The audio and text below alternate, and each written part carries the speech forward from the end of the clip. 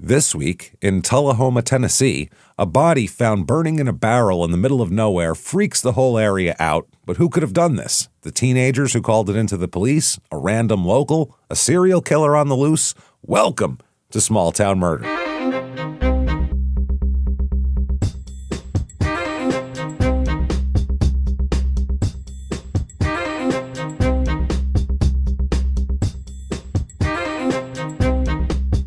Hello, everybody, and welcome back to Small Town Murder.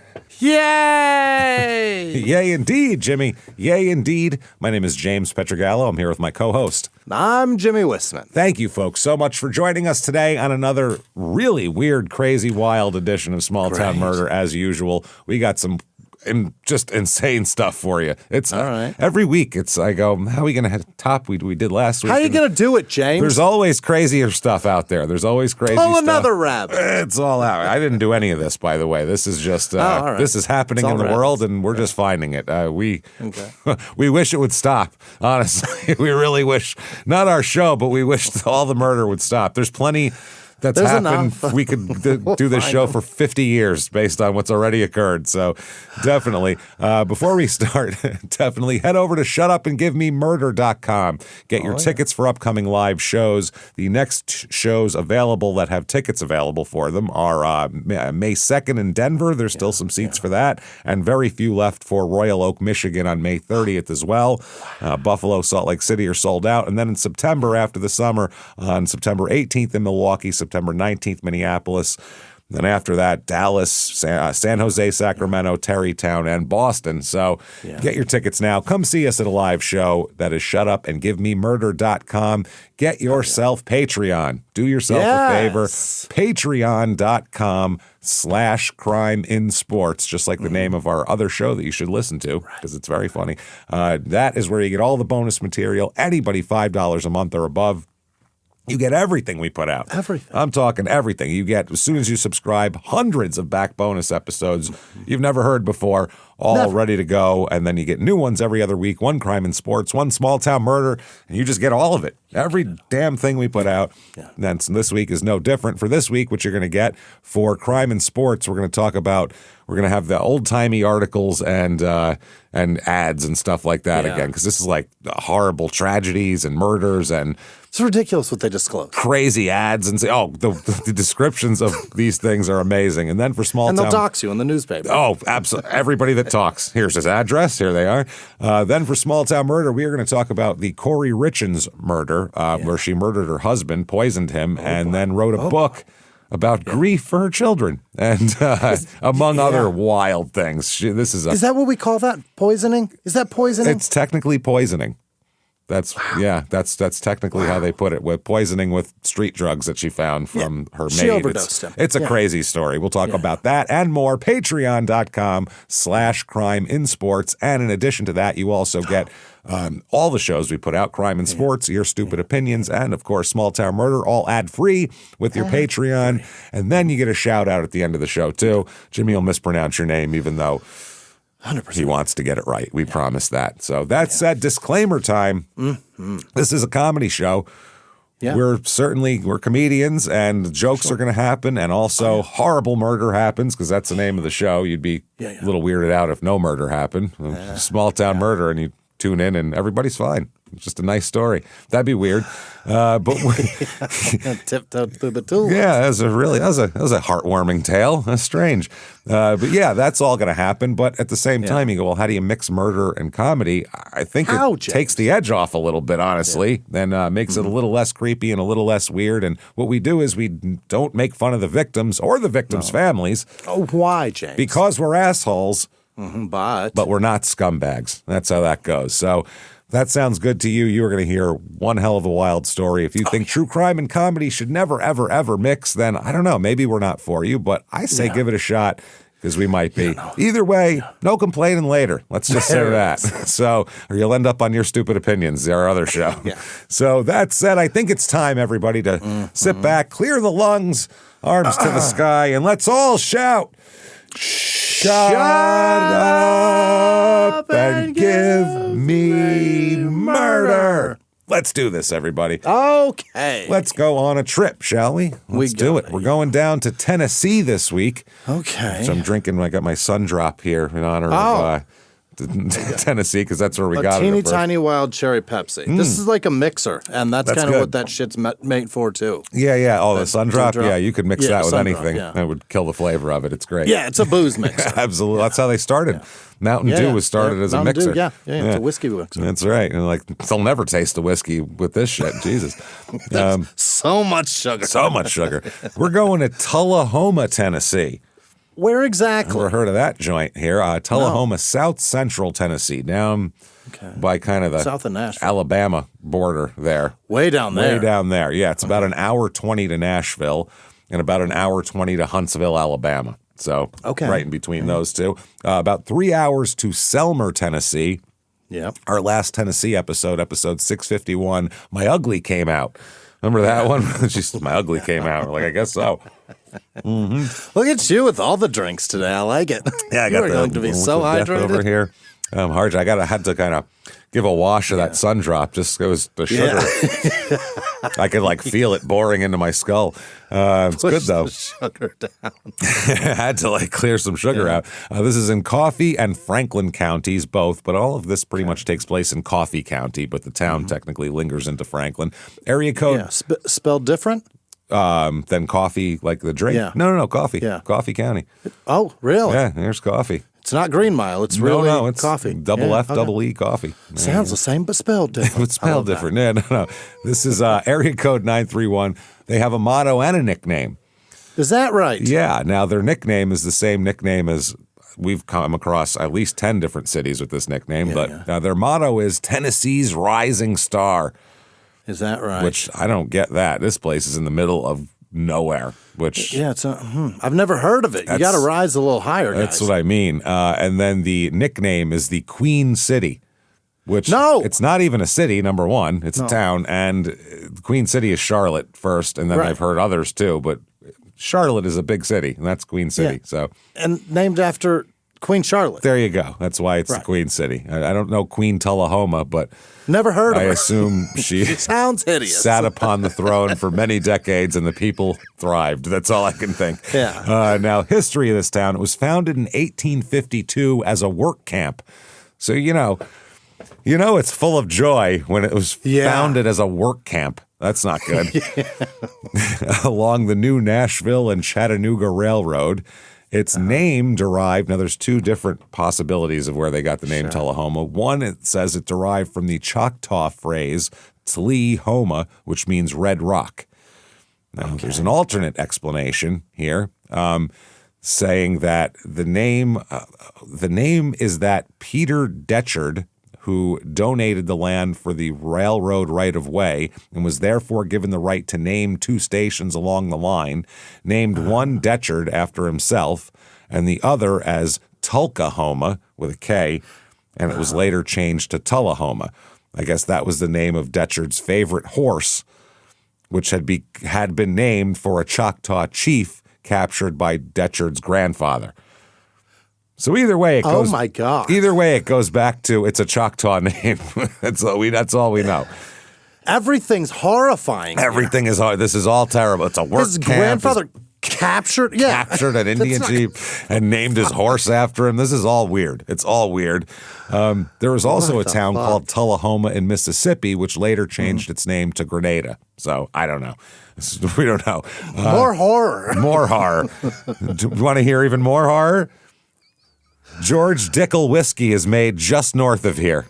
This is Dickel country, everybody. This is the Dickel Hood. Dickel Hood runoff. There's runoff in the water. Watch out. And Jack Daniels is distilled 12 miles away in Lynchburg. So, and we talked about Dickel in an episode, and I was unaware of how fucking popular it is. Oh, it's hugely popular. Jack Daniels has such a much better branding operation, marketing campaign. And Dickel's better. It is. I don't know. Yeah, Dickel's it's a better whiskey. Yeah, they're all pretty shitty, honestly. Those. It's whiskey. It's fucking. I mean, there's some good whiskeys, but those aren't among them. It'll make you walk crooked. That's the idea. That's all it is. Little Richard died here in 2020. I don't know why he was here, but he died in Tullahoma.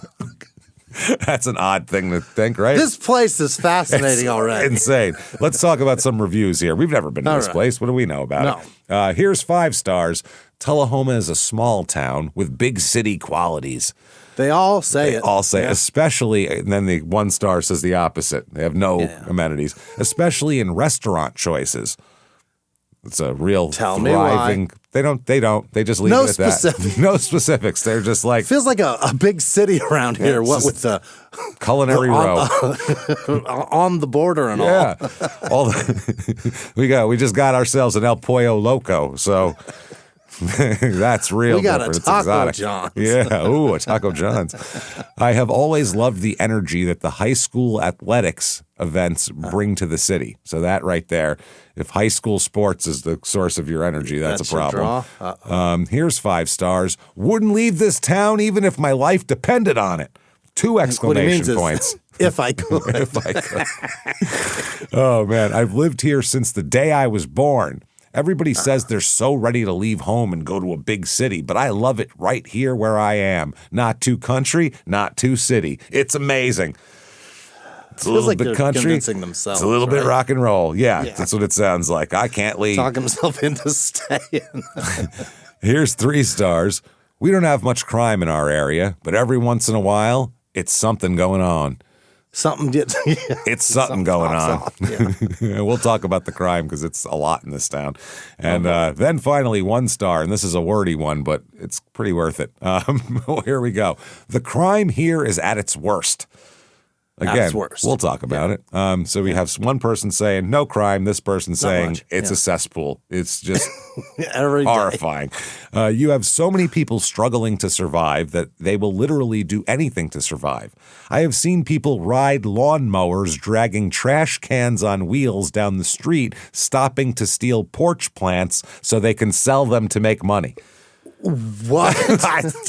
There's about 5 things to unpack there.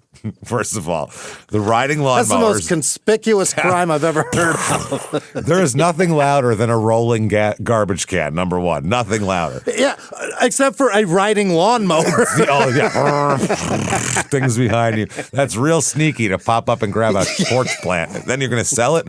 I got this fern. Like, who's buying porch plants off the street? Feels like what do you do? Go door to door? His friend was like, we could go hijack a helicopter and steal potted plants. Are you out your damn mind? That would be so loud. I know what we need. I got a John Deere. Wow. The police are everywhere, and by everywhere, I mean they like to pull up and congregate from their cars. So they just like to hang out. They're useless when it comes to actually needing their services. They always push you off saying there's nothing they can do. It's a civil matter. Yeah. When neighbors are fighting, they're like, "Less one of y'all kills each other. Ain't my problem. Y'all can work that out." It's a civil matter. Okay, a neighbor putting their gun to my head is not really a civil matter in my eyes. See, this is personal. What? This is something happened. They didn't just observe the town. This person has a personal beef. It's obvious here. The judicial system is so messed up. Instead of getting offenders help, they just keep putting them in jail, giving them outrageous fines, and so the offenders have nothing to do rather than turn back to the drug game or stealing. Obviously, the porch plant business is a up-and-comer. The drug game. The drug game or stealing to be able to pay the crazy fines in such small times. This is a horrible place dubbed as meth capital. That's all capital letters, by the way. So who dubbed it that? I think the guy who put a gun to his head was like, say it's the meth capital. It's like, the meth capital. It's the meth capital. People in this town, population 20,599. So not a huge, not a small. In the middle here. 51.3% women, which is well above the average for a town of 20,000 people. A lot of women here. 40.1 is the median age. So that's a little bit older than the national average, not much. It's 53% married. It's kind of a lot of family action, but then there's a lot of people single with children also. So it's interesting. Race in this town, 87.1% white, 3.6% black, 1.3% Asian, and 4.5% Hispanic. Religion in this town, as you might imagine, in rural Tennessee. 52.6. It's a little bit higher than the national average, but the number one religion with a bullet is Baptist at 23.5%. As we know, Baptists are the Catholics of the South, obviously. So we have that. Unemployment here, a little bit under the national average. But the median household income also under the national average.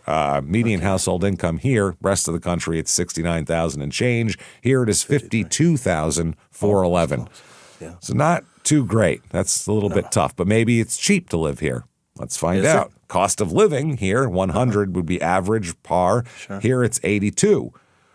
All right. Which is pretty cheap. About the same. But median home cost here, $244,300. Which is that's pretty steep. Cheaper than the national average, but steep for if you're making 50 grand. So if we've convinced you, damn it, we go. You have got way too many plants on your porch, and you need them to be stolen. You have a garbage can on wheels. A surplus of poinsettias. You got way too many daffodils. We have for you the Tullahoma, Tennessee Real Estate Report.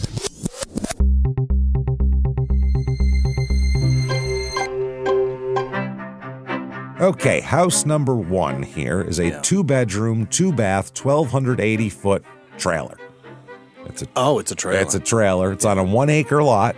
So you get, it's not stuffed into a trailer park. You got some room, but the lot's weird. It's like long and thin.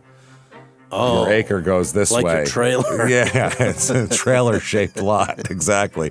It says the existing mobile home is older and will require significant renovation or removal. In other words, don't bother. It's not livable. It's not livable. Here, like I said, it was, quote, built in 1990. It was assembled in 1990, we'll say. Somewhere else. Somewhere else. Down the road and planted. Then drug behind a John Deere mower with porch plants falling off. This house is $115,000. And I mean, for an acre of land, that's not bad. It's not bad. It looks like it's up there. It's bad. That's awful. It doesn't look like it's in the best area. It looks like a lot of dirt lots and trailers around you. It doesn't look great. This just had a $10,000 price cut, by the way. There's going to be more coming off. It's coming. Just sit tight. Here's a 3-bedroom, 2-bath, 1,750 square foot house, and it just looks like a nice little family house, 0.35 acre lot, so not big. Looks like there's nice houses next door to you, not terrible. Built in 1947, so it's an older house. Inside is pretty nice. It's a decent house. $230,000 for that bad boy. Okay, so that's not bad. That's decent for $1,750, and you can have a nice little family house. And then you've done real well. You have stolen every plant that is not nailed down from your wife is the queen of this city. From here to the Carolina border, I'll tell you. When you have all that, you get a 4-bedroom, 7-bath T-bowl for each and every bee-hole with 3 left over. Holy. 12,866 square foot house. What do you do with 13,000 square. It's enormous. Wow. It's like it's got wings. It's great on 28.16 acres. Tell me this is sub 800 and I'm moving there, James. Oh, you are way off. It's described as a French-inspired estate designed by renowned architect Ron Ferris. If you know the architect's name, that adds $1 million to the price. That's it. Offers $1 million. A rare opportunity to acquire a 28-acre, fully gated private estate offering architectural presence and total seclusion, crafted for those who value autonomy, presence, and long-term legacy. Ridiculous. What in the fuck? $4,100,000. No.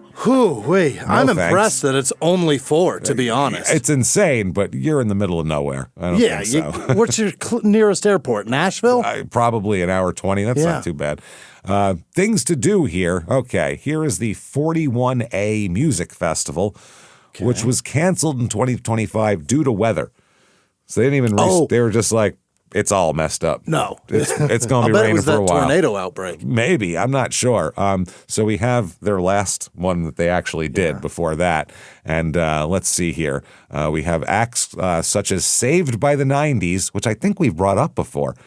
Have we? I think they were in one of these festivals. It's a Saved by the Bell reference, right? I would think so, yeah. Yeah, the 90s music. The Velcro Pygmies. Oh. Yeah. That's not bad. It's a good name. I guess so. Cody Canada and the Departed. Hi there, Cody Canada. Nice to meet you. Where are you from, Cody? Oh, Arkansas. Yeah, Arkansas. Cody Canada, just denim shirt, denim jacket, denim pants, denim hat.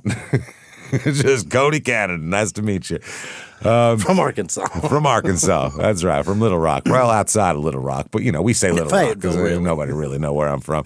Bad Monkey. Got to have Bad Monkey. J.P. Clarity, who sounds like a country singer. Stagger Moon Band. Nope. Chase Clanton and the Vintage Vibes. Wait, Chase Clanton and Vintage Vibes. Now, I don't know if this is another band after it or if this is part of their name. It's either Chase Clanton and the Vintage Vibes, and then there's another band called Jackwagon, or it's Chase Clanton and the Vintage Vibes Jackwagon, which sounds much cooler. I think I've heard of Jackwagon. That really? It sounds very like punk. Not something. Not necessarily punk, but like rockabilly. I think that's what they are. Yeah, maybe. Yeah, there's also I think they are. Motley Inc., which I assume is a Motley Crue cover band. I assume. The Atomic Punks, Southern Moss, and then the Boogie Nights, but Knights like of the Round Table. Yeah. How do you have a town of near 30,000 and this is the best you can come up with? Well, the headliner, you didn't get when we get to that yet. This is big. The Spasmatics will be headlining. The what? It's four guys dressed like Revenge of the Nerds, like with like pocket protectors and thick glasses and like weird. One's wearing like a fanny pack. They're short I'll watch pants. that. I don't know what they're doing. I don't know if it's like Devo or what. If they do the song from the second one in Fort Lauderdale, I'll watch. Yeah. Where they rap. That would be great. Yeah. You got to get them all to rap at the end so they could beat the Deltas. That's how it works. 2 of them are dead now. Yeah. Isn't that crazy? And one wishes he was dead because he's in jail for fucking child molestation, or alleged at this point. So, yeah, he wishes. He's like, if only I could follow Skolnick in death. Somebody in the prison's gonna get him. Oh man, yeah, nerd. It's gonna be if he hears that coming while he's in prison, if it's true, allegedly. Yeah. Crime rate in this town, property crime is about 1/4 high. That would be plant stealing. Oh.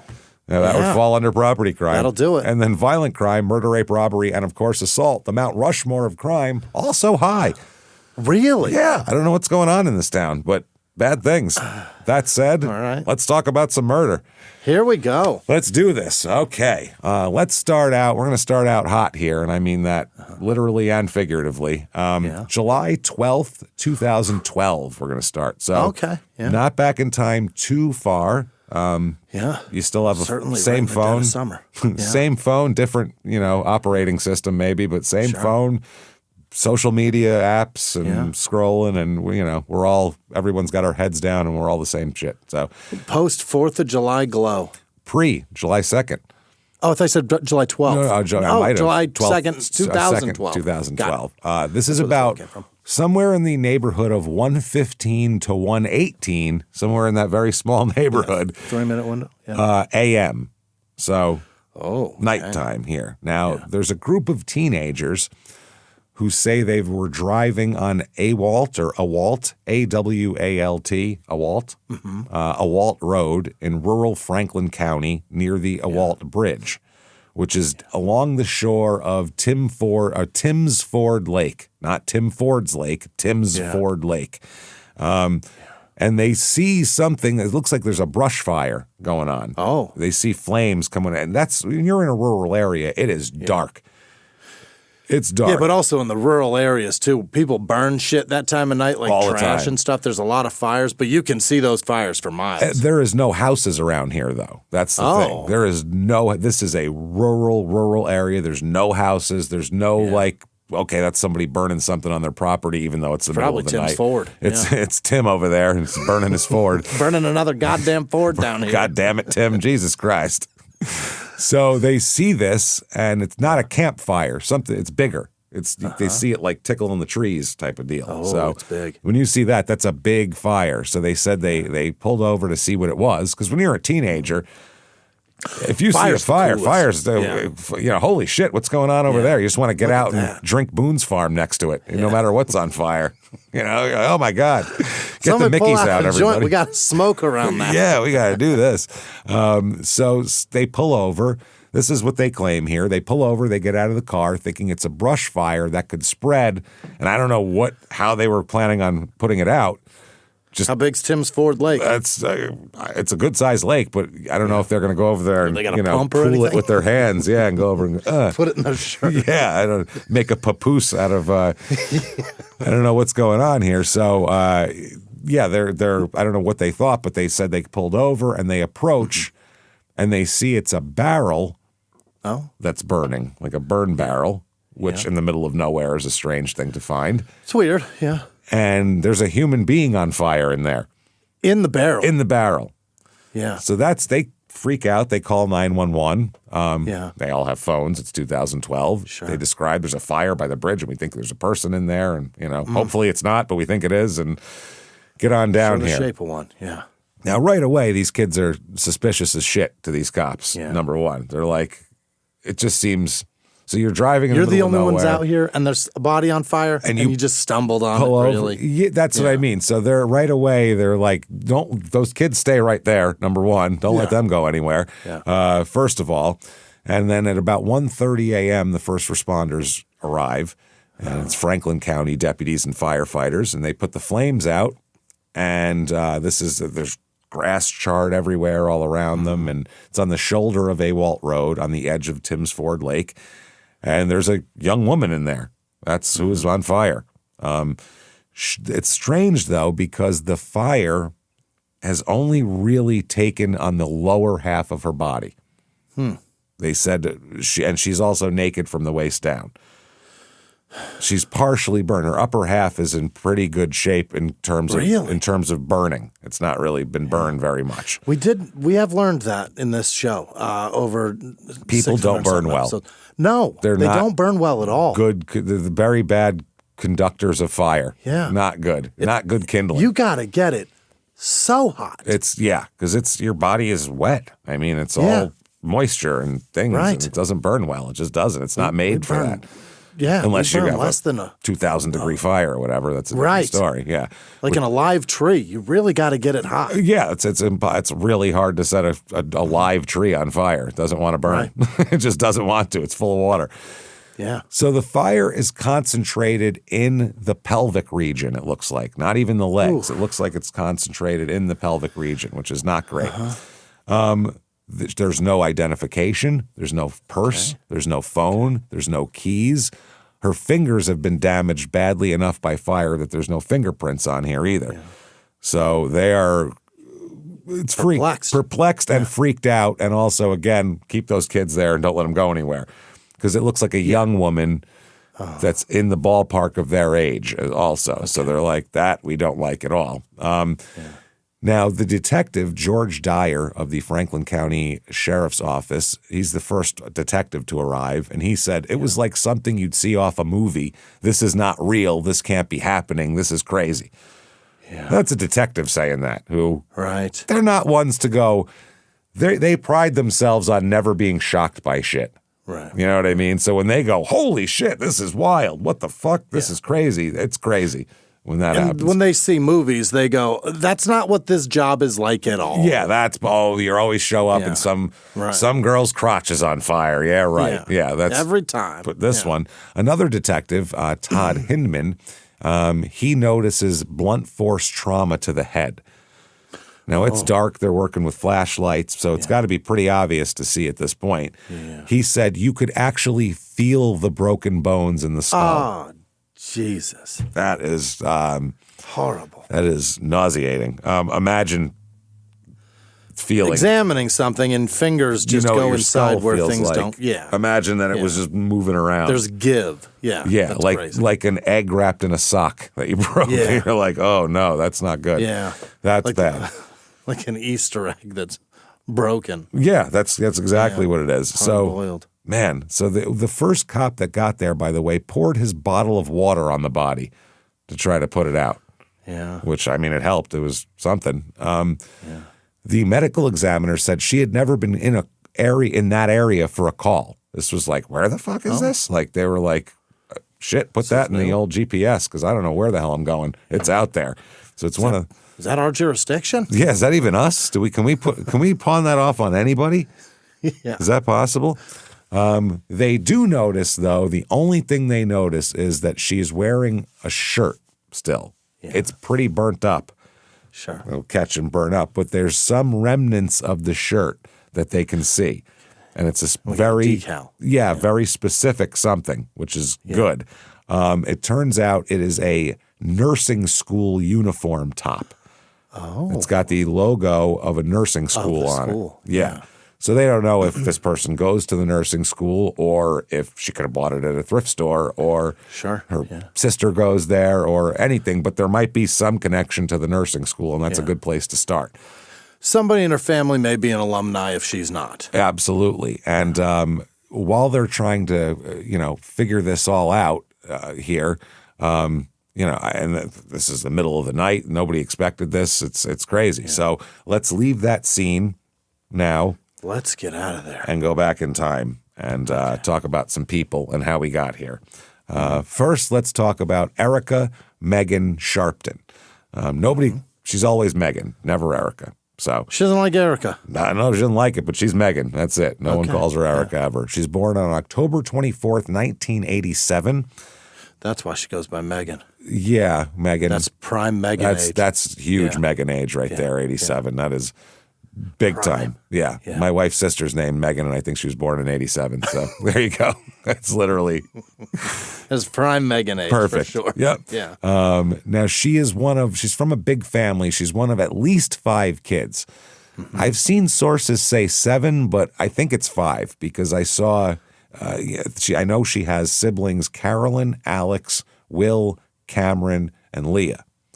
1, that would make 2, 6. 3, 4, 5. Yeah. That would be 6. So I don't know. I don't know how that works. Maybe there's 7. Maybe there's that would be her would be 7. So I guess it is 7. But I've seen she's 6. I counted 5. Oh, she's 6. So I guess she has 5. It's so weird though. I've seen 5, and then I count 6, and then I've also seen 7. So I'm not sure. Not positive. She's from Coffee County, born and raised. Now they moved around a bit as a kid. Sure. With the family, here and there, but ended up back by the time junior high came, she ended up back in Tullahoma in this area, and not in the town proper, but in this area. Yeah. And all of that kind of thing. She's got a brother who plays for the Chattanooga Mocs, M-O-C-S, Mokes. I don't know if that's a semi-pro team in the area. Like moccasins? I guess, yeah. M-O-C-S. She is really upbeat and really has a lot of energy and a lot of spunk to her, and loves her family a lot, really close to all of her siblings. She has star tattoos on her body that are one for each sibling. Are they all in the same place or just different areas? Random locations. Small blue ones, one behind each ear. She's got a larger one on her ankle, and that's for her mom, Kelly, by the way. Okay. And we'll talk about Kelly Sharpton, too. She's an interesting lady here. So she loves her family. Those are the tattoos she has, just about her family. So, that's not like no Disney characters. Hollywood Walk of Fame. Yeah, none of that shit. Everybody said she had a habit of adopting strays in many different ways. People, huh? She got, Well, not only people. She actually took in a litter of abandoned bunnies. A litter of bunnies? A litter of bunnies, and she bottle fed them. Are these wild that the family adopted? Yeah. What? There was there was rabbits out in the wherever, and the mom just left this, abandoned the bunnies. So she took them in and bottle fed them to adulthood. Okay. That is that's above and beyond. Special person. Yeah. Yeah. That's wild, man. Imagine taking wild bunnies and feeding them. No, because I don't know how long it takes those to mature. I have no idea. And if those fuck in my house, now I've got more to bottle more feed. Bunnies. Fuck now that. I'm bottle feeding all these bunnies. Yeah, you got to. It's never going to stop. You got to kick the pregnant bunnies out. That's what it is. Listen, sweetheart, if you're not going to be responsible, you can't stay here. Okay, whoever knocked you up, both of you're out of here. You both have Isn't to there go. a Planned Bunny Hood around here? There's got to be a Planned Bunny Hood somewhere that we can take them to. I hope. Get you on the pill, get you set up for next time. So, yeah, also any kind of homeless people she would find, she would try to help out too. Yeah. She would hand out blankets and food even after her family begged her to stop doing this. They said, you can't. She's a pretty, young girl. Right. You know what I mean? You can't just go walk. We're all, it's just bring somebody with you at least. Just don't just go walk around with a bunch of in a rough area, because homeless people tend to, not that even all of them are particularly dangerous, but they tend to congregate in not the best areas. Yeah. There's no homeless section of Brentwood. You know what I mean? It just doesn't exist. And that dangerous neighborhood, they're surviving very well. You know what I mean? Well, sort of. Sometimes, no, I mean, they're making it. Every day they wake up, and the environment's not killing them because they're as tough as that neighborhood. I guess, you'd have to be after a while. You become leather. You got to be. You don't want to put a rough and tumble up in Brentwood is going to cause some damage. Well, he's going to stand out, is what it is. Yeah, whereas, right. Yeah. So here, what I'm saying is, a lot of porch plants are going to disappear. There's a lot of porches. A lot of porches going to be bereft of plants pretty soon. So this is, this is a nice thing though. This is exactly how you want your child to think, that they would help people that are in need. Yeah. You want your kids to be like that, but at the same time, you also want them to be safe. So this is the parent's dilemma. So her family. Her family's begging her to stop. And her friend Brittany, who's like her best friend from the time she's a kid, says she wanted to believe everybody had good in them all the time. That's what Megan was all about. You got to leave your mark on this world, but you got to do it in a safe fashion. Absolutely. Well, she put it this way, Brittany. She said, Megan definitely wasn't a pushover. I think she was naive to danger, but at the same time, she wasn't stupid. I think that she trusted just a little too much because she wanted to believe everyone had good in them. Sure. So, I mean, that's again, you've made a nice person who's trusting, which means that you were trusting. You were trustworthy as a parent, so it made them comfortable enough to trust people. So as a parent, that makes you feel good. But at the same time, you're like, man, should I have punched her a couple times when she was little just to keep her away from danger? Not that, that's because I feel that with my kids the same way. I made them very nice, but they didn't have to. They weren't feral like me. Did I raise marks? Yeah, they weren't feral like me. They didn't have to learn shit that I had to learn. Which is I think people are definitely kind inherently, but sometimes I think that environment forces them to be otherwise, and being in that environment long enough will lead.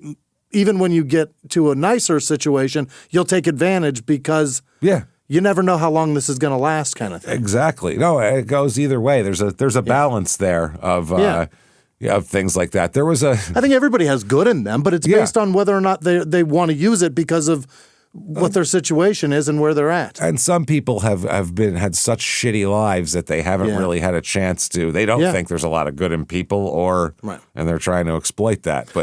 But then there's also people that say that Ted Bundy was inherently evil. There was never going to be a good thing with that guy. But he didn't hurt his wife, so... No, or people he knew well, and that's the thing. It's how you raise kids is so... If we figured that out, we'd have everything figured out in the world, if we knew the perfect balance. I remember there was an old Mr. Show sketch where they would have... it was like a program to have your kid turn out how you wanted him to. It was like, I want her to become a doctor and all this. So I'm withholding things from her that she would want just to keep her wanting a little bit more. And he'd take a toy away and go, no, not that one. No. And the kid would be like, what the fuck? Like things like that. Like, I want him to be a surgeon. You're going to be a Southern playwright. And he's like, the mother's like, I'm going to overmother him for the first couple of years and then ignore him. And the father was like, you know what I mean? Like it's... Just give him the perfect amount of this and that, and it'll turn him into just the kind of fucked up you're looking for. So Odenkirk and Cross are amazing. God damn it. Goddamn hilarious. National treasures. Both of them. They're great in different ways. Amazing. They're the best. So, but Megan, she's a nice person. And she really is. Her mother, Kelly, said she was brutally honest and brutally trusting. So both things. And she's funny from what I understand, too. She's got a good infectious laugh, and everybody says she's really funny, which I'm like, well, that's pretty cool. At 12 years old, she was sitting on the couch watching true crime shit with her friend Brittany. Not bad. Which is cool as fuck. A kid that's 12 watching true crime right away, after my own heart. I like them a lot. Kid. Yeah.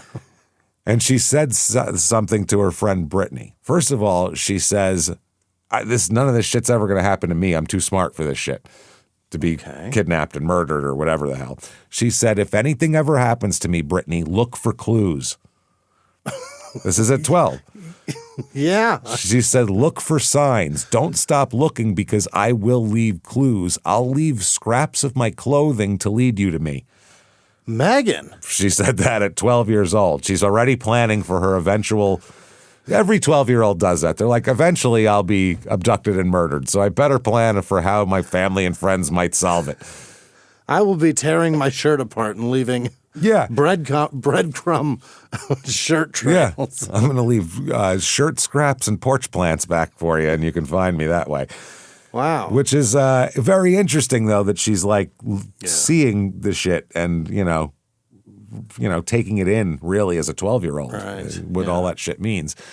Now, as an adult here in the 2012-ish area, she is working her balls off, basically. She's working hard. She works double shifts at a local steakhouse. She's 25? Yeah, she's going on 25 here. She works double shifts at the steakhouse, which is the Yamato Japanese Steakhouse in Tullahoma, which... Maybe the restaurant scene isn't that bad here because they have a Japanese steakhouse in a small town. That's amazing. That's pretty cool. Yeah. It looks pretty good. That's got to have Wagyu, right? I would assume it does. Well, Japanese-style steakhouse located. Try for the high-quality sushi.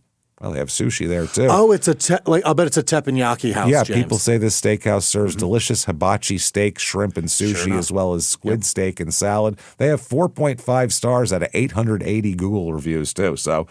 That's incredible. That's a pretty well, reviewed place, Squid too. steaks? Squid steaks. Yeah, I guess you can grill them up. What is that? I don't know. They make cauliflower steaks, so you can you can make a steak out of anything, apparently. Yeah. So, yeah, she's working doubles. People said she was the server who actually remembered all the regular customers' orders. They'd walk in, she'd come over with their drinks and just put them down in front of her. It's that kind of thing. Lady wants coffee with 2 sugars, she said, and Megan knew to. She knows that. She knows that. That's with the regular. That's a good server. That's really good. I mean, the coffee part, I would probably remember. That's the lady with the coffee. But to know how much of what shit she's putting in it is crazy. That's a good server, man. That's how you make it. She also has another job as well where she works shifts at a nursing home. Help smaller shifts at a nursing home doing whatever, needs to be done at the nursing home too with older people. At the same time, she is a nursing student as well. Oh. So the nursing home is kind of just to do something that has to do with what she's up to. Internship, the hours, whatever. Yeah. She's enrolled at Motlow State Community College in their nursing program. Here, she is supposed to, in October of 2012, is graduation for the nurses. Nice. Okay, so she's, upcoming on that. She is a very organized person. Yeah. As somebody when they're 12 who would say, if I'm murdered, I'm going to leave scraps for you to find. Scraps, Like, that's an organized person, and their brain works in an organized manner, I think, at that point.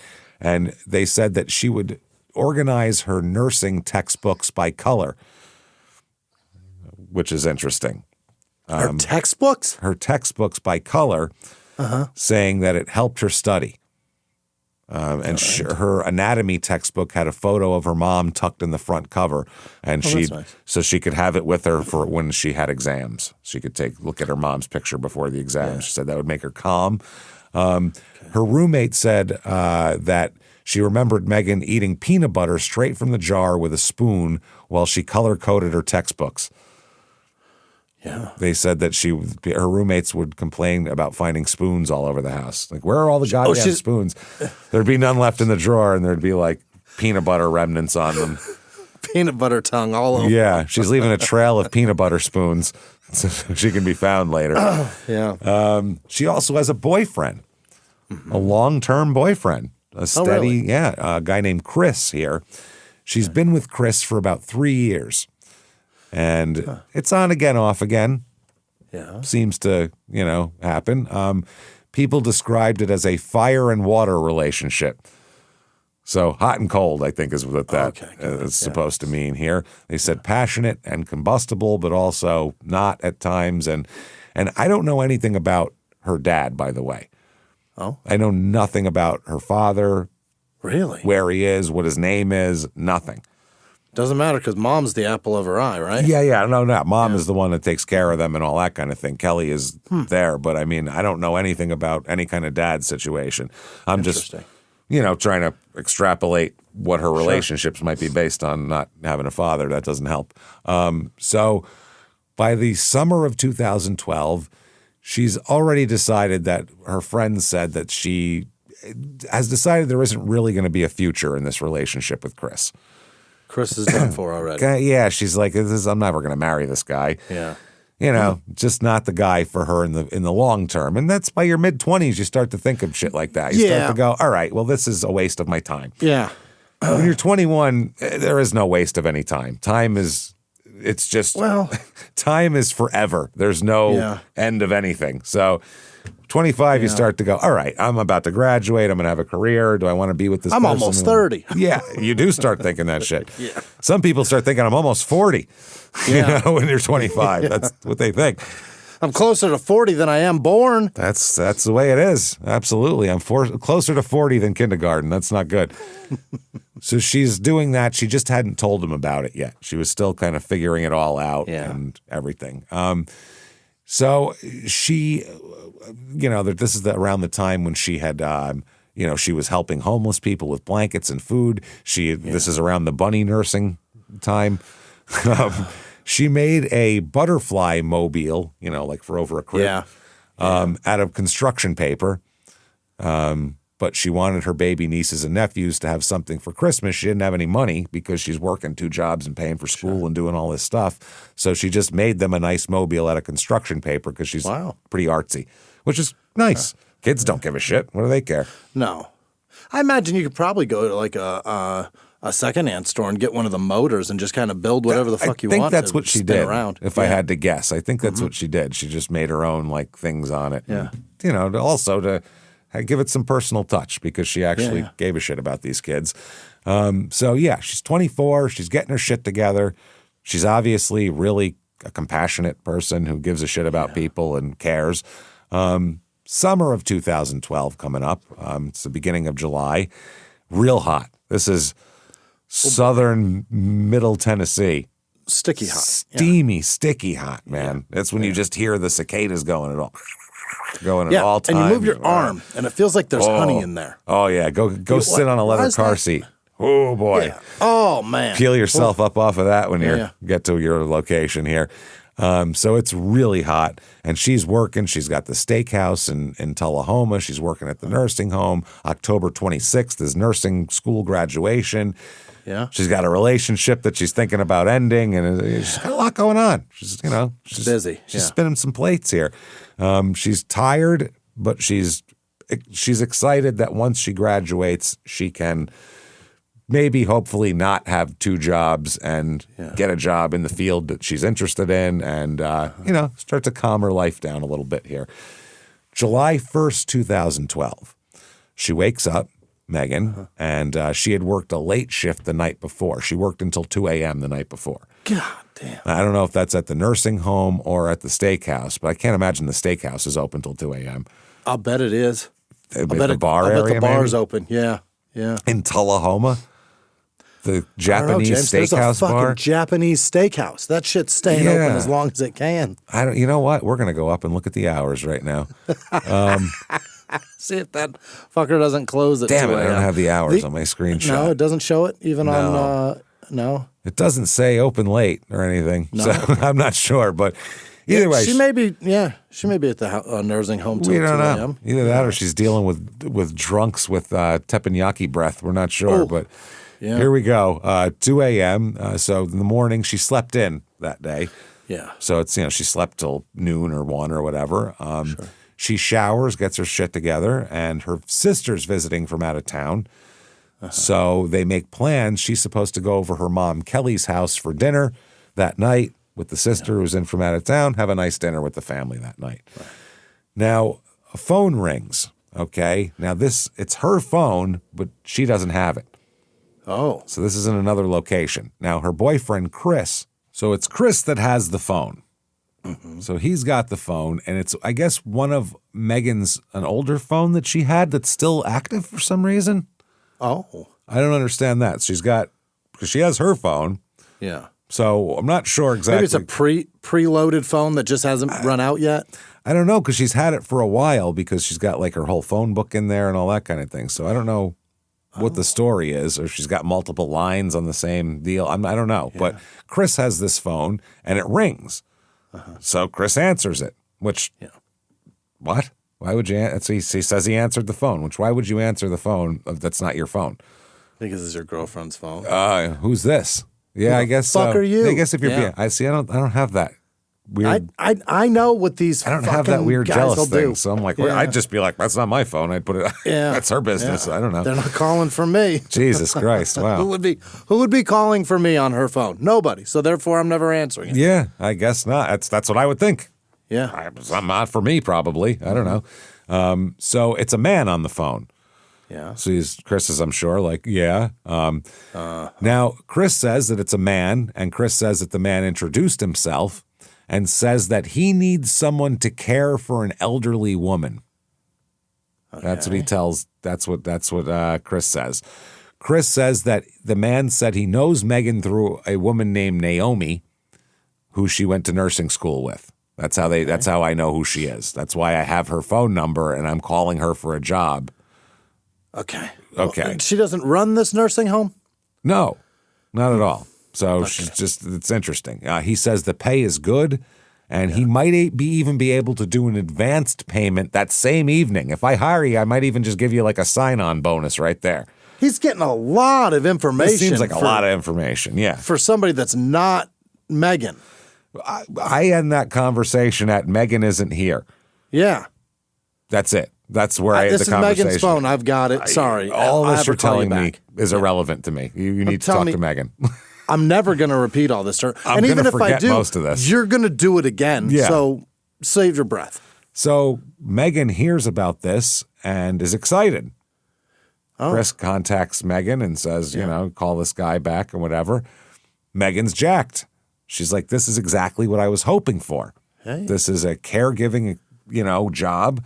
It's something I actually want. It's flexible hours, according to what this guy said. It's in her actual field, and she could actually, if the pay is what this guy says, she can quit waiting tables. Oh. She can just do her job, what she wants to do for a living. So it's pretty exciting here for And for quit Megan. working double shifts. That's the other thing, working till 2 a.m. So she calls her mom, Kelly, and Kelly picks up, and Megan says that I can't make it to dinner tonight. I'm sorry, but I have a job interview for this nursing position, and, I got to go do it. She said, I'll come over as soon as I'm done. Eat without me. Don't sweat it. I'll come see you guys. Okay. Kelly said that she was full of excitement. So Kelly, mom, says, okay, good luck. See you later. And that's that. Now, quickly here, Kelly, by the way, is 47 years old at this time, her mom. She's a graphic designer at the Arnold Engineering Development Complex, which is the Air Force testing facility right there near Tullahoma. Oh. That's what you're getting a lot of there. She has 5 kids. Her son, that's what the mocks are. That's the University of Chattanooga. Okay, I missed that before. Her son plays at the University of Tennessee at Chattanooga football. And at the time, she has a fiance, Kelly does, named Don Cornelius Jr.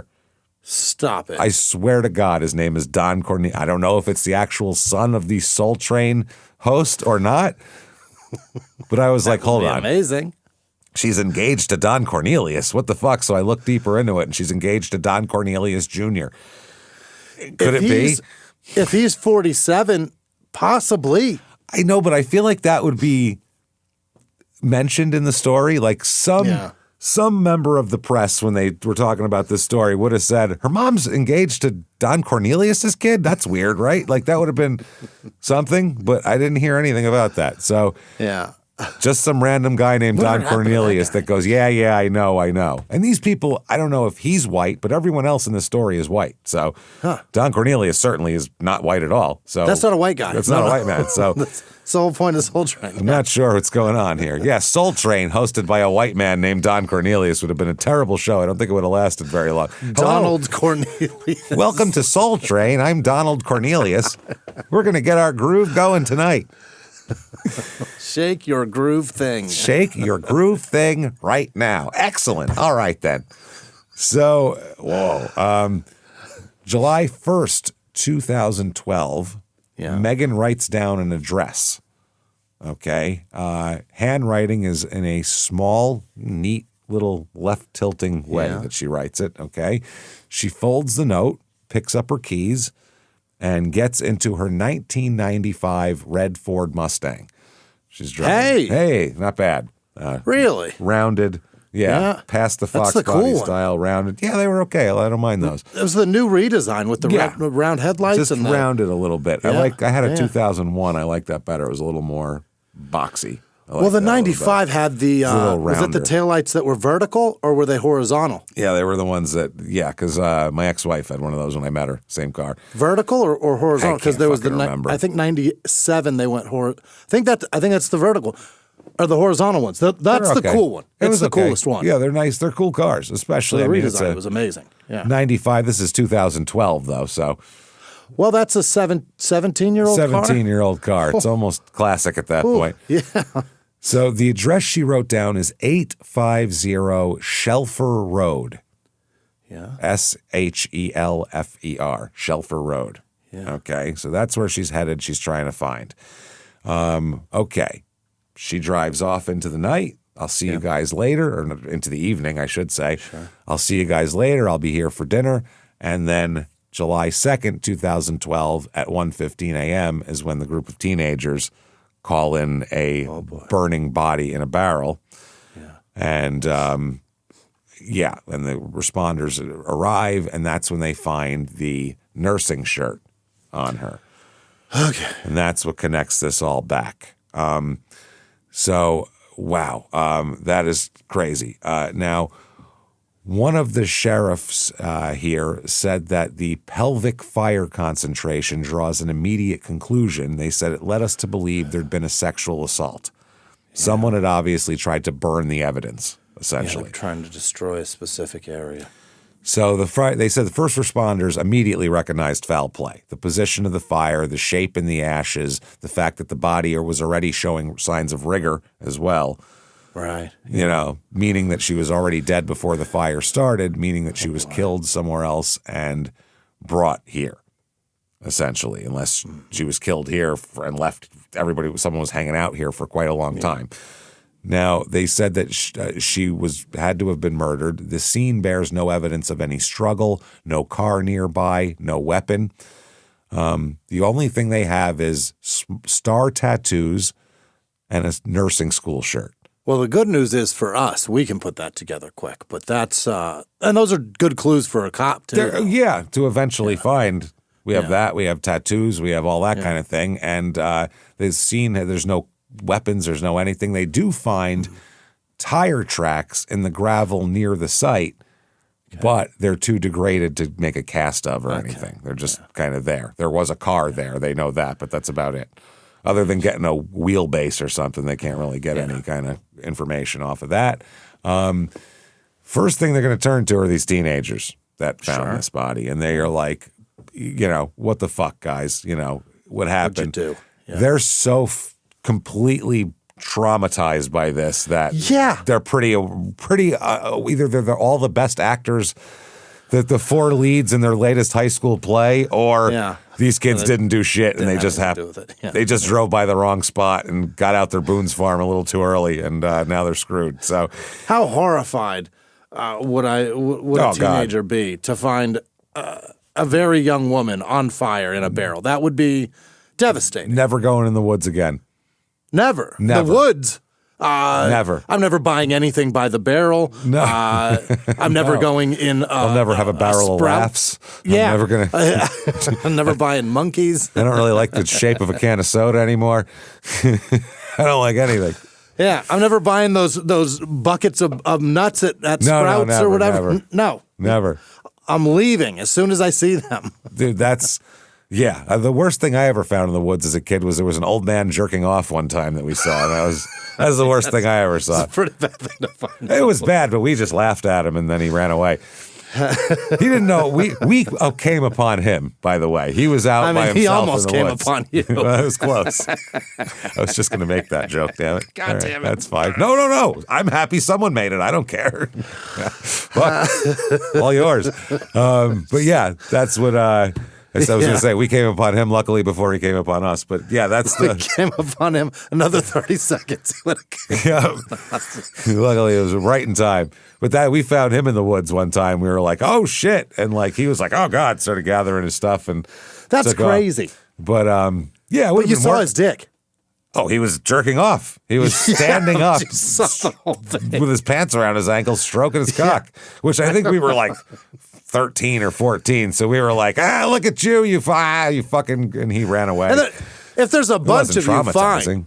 There was like 6 of us. Yeah, we weren't afraid of this guy. Fine. We feel safe then. We were a gang practically at that point. We went there to smoke weed, put it that way. So if you just walked out of your house into your woods and were trying to get away from your parents to go smoke weed and happened upon a man tugging in the woods, what do you do then?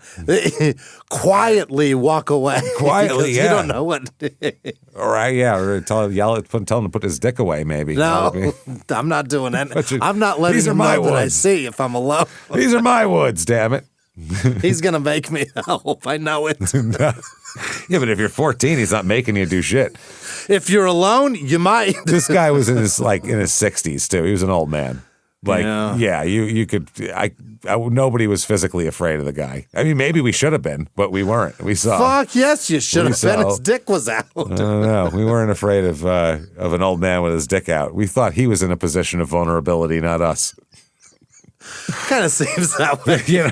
That's the way we looked at it. Maybe it was the wrong way. I'm not saying I'm right at all. I'm just saying that's the way. Levi's around your ankles. It's a tough job. Yeah. We looked at it as, you're going to be mocked until you get out of here, which is going to take you a second. We're just going to heckle you. Yeah. You're going to be mocked till you're limp, motherfucker. You're going to have 5 stone little New Yorker teenagers fucking mocking you and heckling you in funny accents for the next 10 minutes till you get out of here. Yeah. We can see what you're carrying. Yeah. But these teenagers, this is way worse. Yeah. Obviously. Thankfully, never found anything like this. Horrible. They're traumatized, so they right away say, all right, these teenagers had nothing to do with it. They just found this poor person. The Detective Dyer, said it appeared that foul play was involved. We weren't sure that she was murdered at this spot. It appeared that somebody may have just pulled over or backed up, dumped the body, set the body on fire, and left. This looks like just a quick dump spot for somebody. With a barrel, huh? With a barrel. So they would have had to bring a barrel. They're going to have a truck probably. Right. And they're probably going to be someone who's pretty well versed in this area. Yeah. Because it's definitely out there. Even the medical examiner was like, where the fuck are we? So it's out there. Where we're going. Now, the next morning, hits Facebook, basically. Oh, yeah. So that's what it goes out on. This is a small town. So in a small town, as we know from this show. Small town Facebook is alive and well. Wow, is it crazy? It is. Small town gossip. People might not be gathering at the old coffee shop anymore, but they are gathering around Facebook so they can hate us. So I know that they'll gather for this. Whenever I see, when we'll post an episode and I see, the next morning, I'll look at it and there's overwhelming comments. There's 1,000 shares. I'm like, oh, shit. That means it's been shared in these people's Facebook groups and there's 1,000 small town people talking about what the fuck do we know about anything going on? I'm like, oh, my God. Here it comes. So... Yeah. People that don't know shit about anything, they don't even care that we're talking about the murder. They're like, how dare they talk about my town? It's like, calm down, okay? Relax. Chill out. Most of it's like that and they didn't ask me to talk about this. No, I didn't. We get that a lot. And I'm not gonna. They should ask me. I knew her in junior high. Oh, well, we'll track you right down. I didn't have the yearbook. I'm sorry. This is also Dateline, in case you weren't aware, where we have teams of reporters that go out into the field. Right. No, it's me gathering this issue. I'm not interviewing you. How am I interviewing you? I have to do 8 shows a week, for Christ's sake. I'm not interviewing anybody. I can't do that. Jimmy's not going down. Hey, what do you think here? No. Putting a mic in someone's face? Isn't that what we're doing? So, Scooter, tell me your side. Yeah, what do you think, Scoots? So it hits Facebook, and it's a lot. They're saying the information they're giving out is that someone posts about it, that a young woman was found on the side of the road near Timms Ford Lake, and there's star tattoos on her body and a nursing school shirt. Oh, God damn it. So that's specific here. Very specific. So Kelly Sharpton happens to be awake at the time. Mom saw it on Facebook? Mom saw this on Facebook. No fucking way. They didn't identify her yet, but star tattoos and a nursing shirt, we're pretty sure. Who the fuck else? And also she never came home. She's very reliable, and she didn't come over for afterwards like she said she was gonna. She never called. She never texted. And she's been trying to reach Megan since midnight and got no response. And Mom is already devastated. And now she's worried about Megan anyway, because she hasn't heard from her, and then she sees this post. Tattoo on the back of her neck, one on her foot. She said she didn't need the official confirmation. She recognized her daughter instantly and knew exactly it was her. She said, horrible. Can you believe that shit? I can't imagine. So she called the cops to say, I think I know who your person is. Yeah. She's the one who, precipitated the identification. She said, I actually read a post on Facebook where they had described a girl with a star tattoo on the back of her neck and one on her foot, and I knew it was her. Mm-hmm. That is horrifying. Can't imagine. From a Facebook, that's the worst. I'd rather hear gossip in a grocery store. So I hate Facebook so much. Fuck, that is brutal, man. Oh, man, that is gross. So it's become the place where your parents tell you which form of cancer they're diagnosed with. Yeah. It's such everybody's on it is the problem. You can see how fat your friends from 10th grade are now. That's all. Or hey, how look stupid at him. your friends are that copy and post some dumb shit about if you're my real friend. Fuck you. I love that's hilarious. That or some crazy fucking political shit where you're like, I have seen you. Yeah. I have seen you like literally shit into a laundry machine, into a washing machine at a laundromat. I don't want to hear your political views. Never. Don't. And that's what I'll do. If I see people posting crazy shit, I will post their most embarrassing shit. Because they're embarrassing themselves anyway. I'll be like, is this... So am I supposed to take this opinion seriously? I thought we were sharing important things about each other. Yeah. I'm supposed to take an opinion seriously from the guy I watched climb his ass up into a washing machine on the second tier to shit in it in the 10th grade? I'm going to listen to you. I don't think so. Sorry, and I'd rather take somebody's opinion of anything that they thought out and wrote rather than this is what I believe and then if you believe too, copy and paste. Fuck you. I can't delete you fast enough. A meme. Goodbye. I don't have any original ideas. Right. Goodbye. Copy and paste. Let's get something started. How about this started? Unfriend. Fuck you. Unfriend, asshole. And then they hit you back again like you did it by accident. Hey, it looks like we're not friends anymore. Yeah. Oh, what have you done? Wonder why. Go back to look at your own post, you idiot. The medical examiner will later establish that her time of death was before midnight sometime, because she had to have gone into rigor, so there has to be enough time for that, on July 1st. Now, what happened to her is horrifying. Poor Megan here. She was beaten, her skull fractured in multiple places. She was also raped. And she was shot in the face, believed to be a .22 caliber round fired from the same weapon they think that was used to beat her.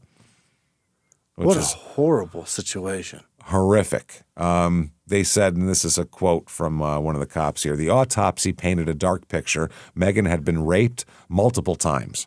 Oh, Jesus. She'd suffered devastating blunt force trauma to the head. The bones in her skull were fractured so that the detectives could actually feel them shift when they gently moved her head at the scene. Then the gunshot, a single .22 caliber round fired through her cheek. This is some hatred in here for this. This is awful. That's a lot of vitriol. Like, you don't do that to somebody awful. That's worse than what Ted Bundy did to women. Jesus Christ, I don't know. Well, I mean, it's kind of exactly what he did to women. It's like on par. Yeah. I mean, he just didn't shoot anybody. The guy just didn't come back and rape her again. Do it again. After she was, Jesus. So the official cause of death was the .22 caliber round, even though her skull was crushed too. So this poor, I can only hope she was unconscious. Yeah. That's all we could hope, because otherwise this is excruciatingly horrible. Clubbed, raped, and shot in the face. This is horrifying. Horrifying. Oh, God, Jesus. So there's no soot in her lungs, meaning she was already dead when the fire started. Remember, at first they said they didn't know if she was dead when the fire started. So they said the accelerant had been concentrated on her pelvic region, which they thought was an attempt to burn away any DNA evidence, semen left behind, something like that. But the thing is, fire didn't work like he thought it would. Yeah. He thought it would burn it up. The whole body. Instead, the heat helped seal and preserve the biological evidence. So rather than it even naturally coming out, the fire sealed it in. Yeah. Because she was crazy that happens. Yeah, it was basically cauterized. Cauterized, yeah. Yeah, and close. Yeah, you know what I'm saying. So yep, I get it. I'm not going further. I don't got any. I got nothing for that. It's horrifying. That is terrible. Yes, it's terrible. But almost thank God. I mean, that's horrible. But if you want to find who did it, it's better than not. Yeah. So the DA later said our theory was that the purpose of the fire was to destroy the semen present in her body, but it did the opposite. Didn't do it. It actually kept it.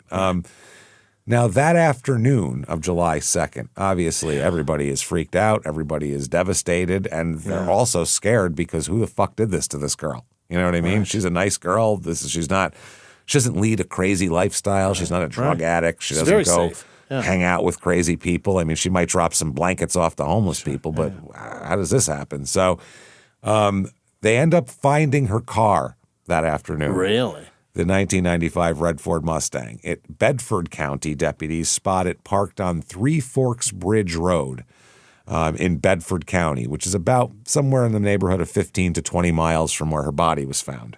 That's a ride. It's a good ride. A witness had spotted it earlier and thought someone just had run out of gas, and then when they passed it by later and still no one was there, they called the cops and just said there's an abandoned car on the side of the road. So they hope that there's some kind of evidence in this Mustang. Did the killer drive her in the Mustang at some point? Was the killer in the Mustang? But they search it. Not really that great in terms of biological evidence. No blood, no signs of a struggle. But there is one very interesting thing there. There's a handwritten folded note on the passenger seat. Okay. And that is in her handwriting, 850 Shelfer Road. Oh, shit. So they're like, okay, this is important. Obviously, this is where. Address. Yeah, we got an address. So they go, great, let's go find 850 Shelfer Road and see what's going on. They try to do that. It doesn't exist. It's not an address. It's not a real address. So now they're like, where the hell did she go then? What's going on here? Yeah. Was this a fake address to lure her somewhere? Did she have an address wrong?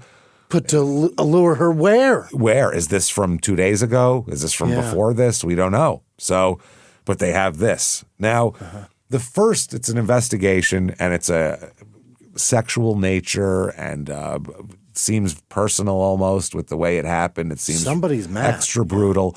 So they're going to start out with the people closest to Megan, and it's not going to be her sisters, and it's not going to be her mom. Her boyfriend. Yeah. It's going to be Chris. That's the guy they're going to look at first. So they sit Chris down. They're like, 3 years, huh? Okay. Where were you? Number one. Last night. Yeah. And he said, night of the murder. He goes, I was at work. I work at a local department store. I worked from 6 to midnight. So they're like, all right, well, we'll check on that. Yeah. Don't worry about that. And so they're like, well, we're going to talk to you. He initially says the relationship was great. They were doing great. Yeah. Then he says, well, I mean, we fight sometimes. Uh-oh. Okay. When's the last time you fought, Chris? And he said, yeah, we fight sometimes. And then he says, I guess we've been growing apart. So it started of, hey, we're ready to walk down the aisle. We're doing great, to, we fight so much that we're growing apart. Yeah. That happened very quickly in the course of less than an hour. And we're breaking up. That's a lot. Then even Megan's family they talked to described the relationship as fire and water, passionate, volatile, up and down. One of Megan's sisters pointed the police in Chris's direction and said the relationship's been up and down and she's about to break up with him. And if he knew that, he might have been pissed off enough to do something like this. So that's how this goes. They're looking at Chris hard. It's such an extreme form of lashing out. It is. How much does her family hate you if they go, Chris is good for this? Chris is either that or it might be the only guy she's close to. Okay. That might be it too. Maybe she doesn't have a ton of guy friends to point any of those in that direction. It's like, listen, this is the guy she's only been with him for 3 years. I'd be livid if my current girlfriend's family goes, Chris is good for this. What? Or Jimmy's good for this. I'd be so upset. They would. If your current girlfriend was murdered, they would immediately be like, look at that asshole with a stupid beard. They would fucking, it doesn't even matter. Every time they'll think of every single thing that I've ever said that they didn't like. If Sarah got murdered, you don't think they'd be like the guy who does all the murder shows that knows everything about murder and all that? He'd fucking look at him and you'd get the same thing. Oh, the murder guy. Yeah, we'd be fucked. Yeah, that's crazy. I should hire Sarah a fucking bodyguard to make sure nobody kills her because I'm getting blamed no matter what if anything happens to her. Even if it happens in Alaska when I'm in Australia, I'm getting blamed for it. I'd be livid still, though. Still pissed, yeah. You guys are Even dicks. if I expect them to say it, I'm going to be so mad when they go, she's dead, Jimmy did it. What? What the fuck? All of you. Why? You're going to really be mad when you find out it wasn't. You're going to be so embarrassed. So embarrassed. So police search Chris's apartment. Yeah. And now Chris has a roommate named Robbie as well, okay? Mm-hmm. When they search the apartment, they find residue of suspected illegal substances in the bathroom. Weed or coke? Yeah, I think it's residue is I'm thinking powder. Yeah. Now, or pills or whatever. It's 2012, somebody crushing up pills. Now this, Chris says that's all Robbie. I don't know nothing about that. Oh, Robbie's the one. Yeah, and Robbie admitted that the items were his. Okay. He said, that is my shit, actually. And he said, neither Chris nor Megan know that I do this, by the way. He said, this has been I keep this shit kind of under wraps. Yeah, I'm a functioning drug addict is what I am. Yeah. And then Robbie says this. Okay. He says, because they're asking him, so you don't know Megan real well, and they don't know that you're doing drugs, and you're just the roommate and all that kind of thing. And then he said, well, there is something I have to tell you. What's he do? Robbie says, Megan and I kind of had a secret relationship behind Chris's back. Oh, now I don't know if Now you go, okay, now we have two suspects. Yeah, I don't know if I like that, Robbie. That's not good. No. And they said, did Chris know about it? And he said, I don't think so. Oh, Robbie. So they went, okay, now we have is Robbie jealous that he can't have her? Did Chris find out about it and ask her about it and she told him and he freaked out? Did she feel guilty and tell him about it and he freaked out? For sure, either way, you've got two suspects that would be 100% rageful enough to do something like this. That's it. And on top of all that, where did the phone call come from? Yeah, who the fuck was that? Who got the phone? Well, who got the phone call? This alleged phone call came from Chris. Chris is the one that sent her on this journey. To this essentially. Address. Yeah. Well, sent her to the person who told her about the address. So Robbie had nothing to do with that. Unless it's both of these motherfuckers. That's the whole thing. So that's what's crazy at this point. So he also says, look, I got this phone call. I got the call about some job interview on her second phone that she left in my apartment, and he said, I still have the phone. Yeah. You can have it. Here, look at the phone. And it's got the burner, the number that called the line, and that turns out to be a burner phone, the phone that called this phone originally. That's a preloaded phone. To precipitate this whole thing. Okay. Now, what they do find out, though, Chris, he must have been pouring sweat in this box. Think about this. Yeah. And then Robbie, too. The two of them, they're both looking guilty at this point. Yeah. Then they go to Chris's job and they pull all the surveillance footage. He's there. And they find him working from 5 p.m. to midnight. Surveillance cameras show that he never left the entire time. He's there the entire time. That is as solid an alibi as you can have for I definitely didn't physically do this. It's video evidence from a third party, so they have no interest in saving your ass. No, unless he's a great employee. He might be the best assistant manager they've ever had. Can't afford to lose him. We just can't. We can't afford to train somebody else. It's so hard. Who cares if he's a murdering rapist / horrible guy? He promised us he'd keep it under wraps while on the clock. Off the clock, it's his business. The drawer's never been more accurate. It's accurate to the penny. So that's what's going on. So now they're like, well, great. Now we have not Chris, but there's also Robbie. But if Chris was involved in this, then he obviously had somebody else calling the burner phone, talking to her.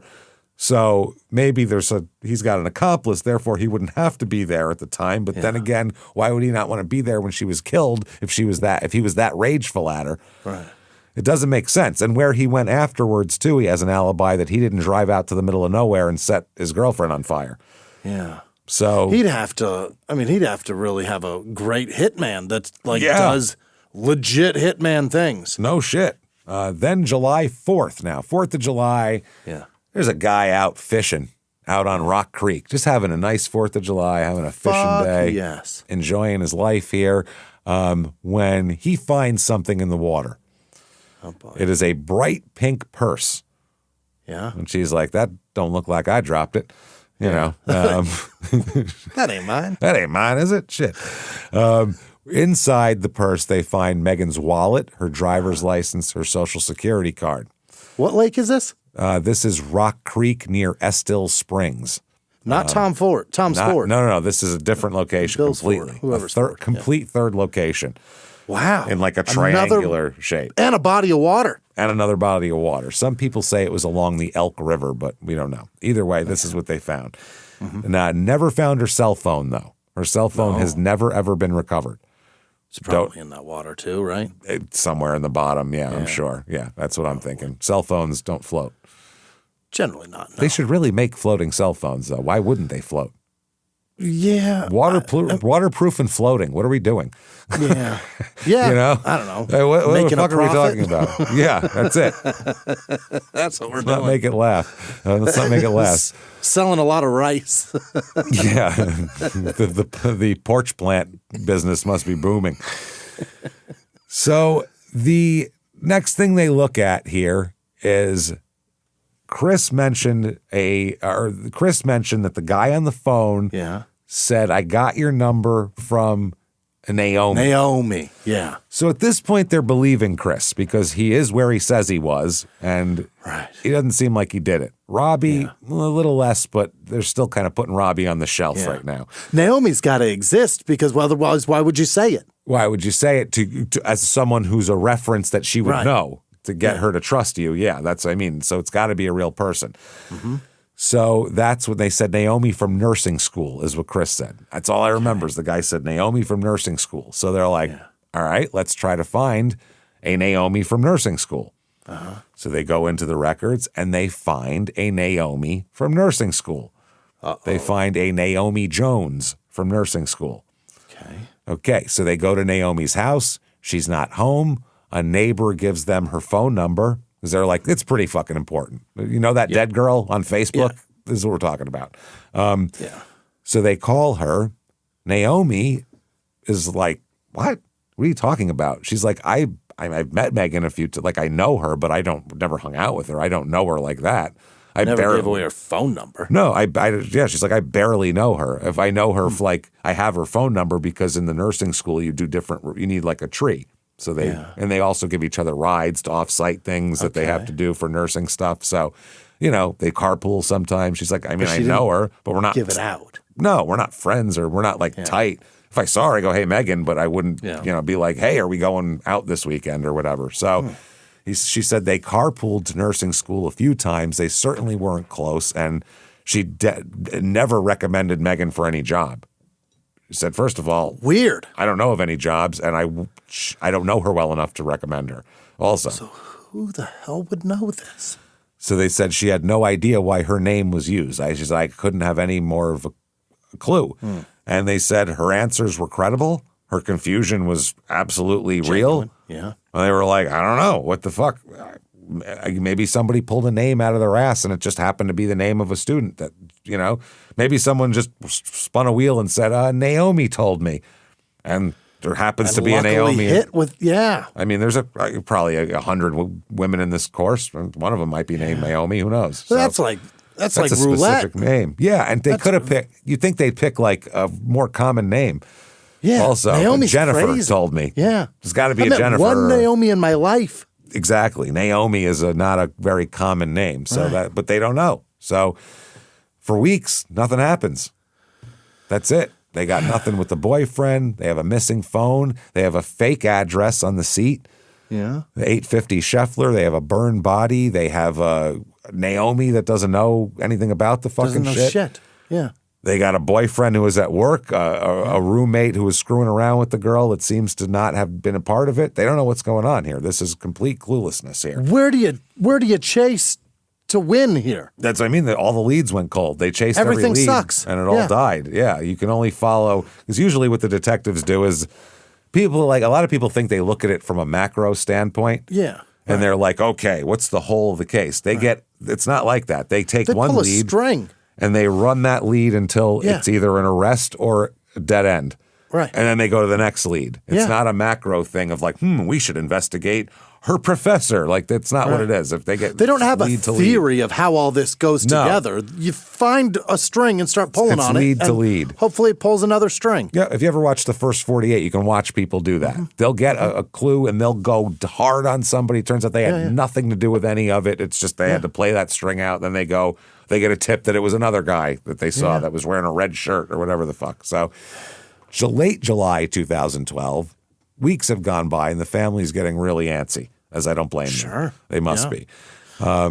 They're finding the investigation is active, but they're not generating shit for leads, basically. And there really is nothing to generate. So the Tennessee and Bureau of Investigation is brought in, the TBI, and they confirm that they have agents working on the case. Also, Franklin County Sheriff Tim Fuller and Detective Todd Hidman are the primary cops here. Hidman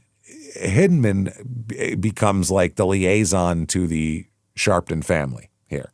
Okay. Yeah. Okay.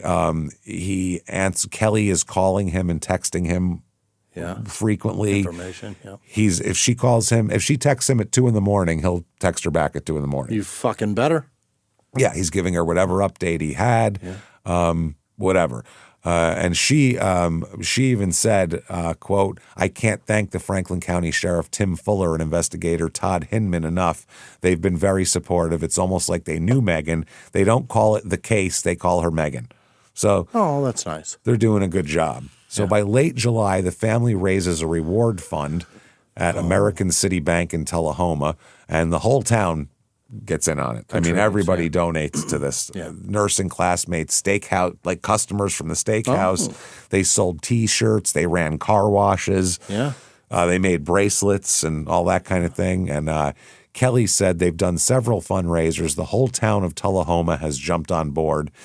She said, she was my daughter. She was our sister. She was an aunt. She was a cousin. She was a friend. If she was yours, you'd want to know too.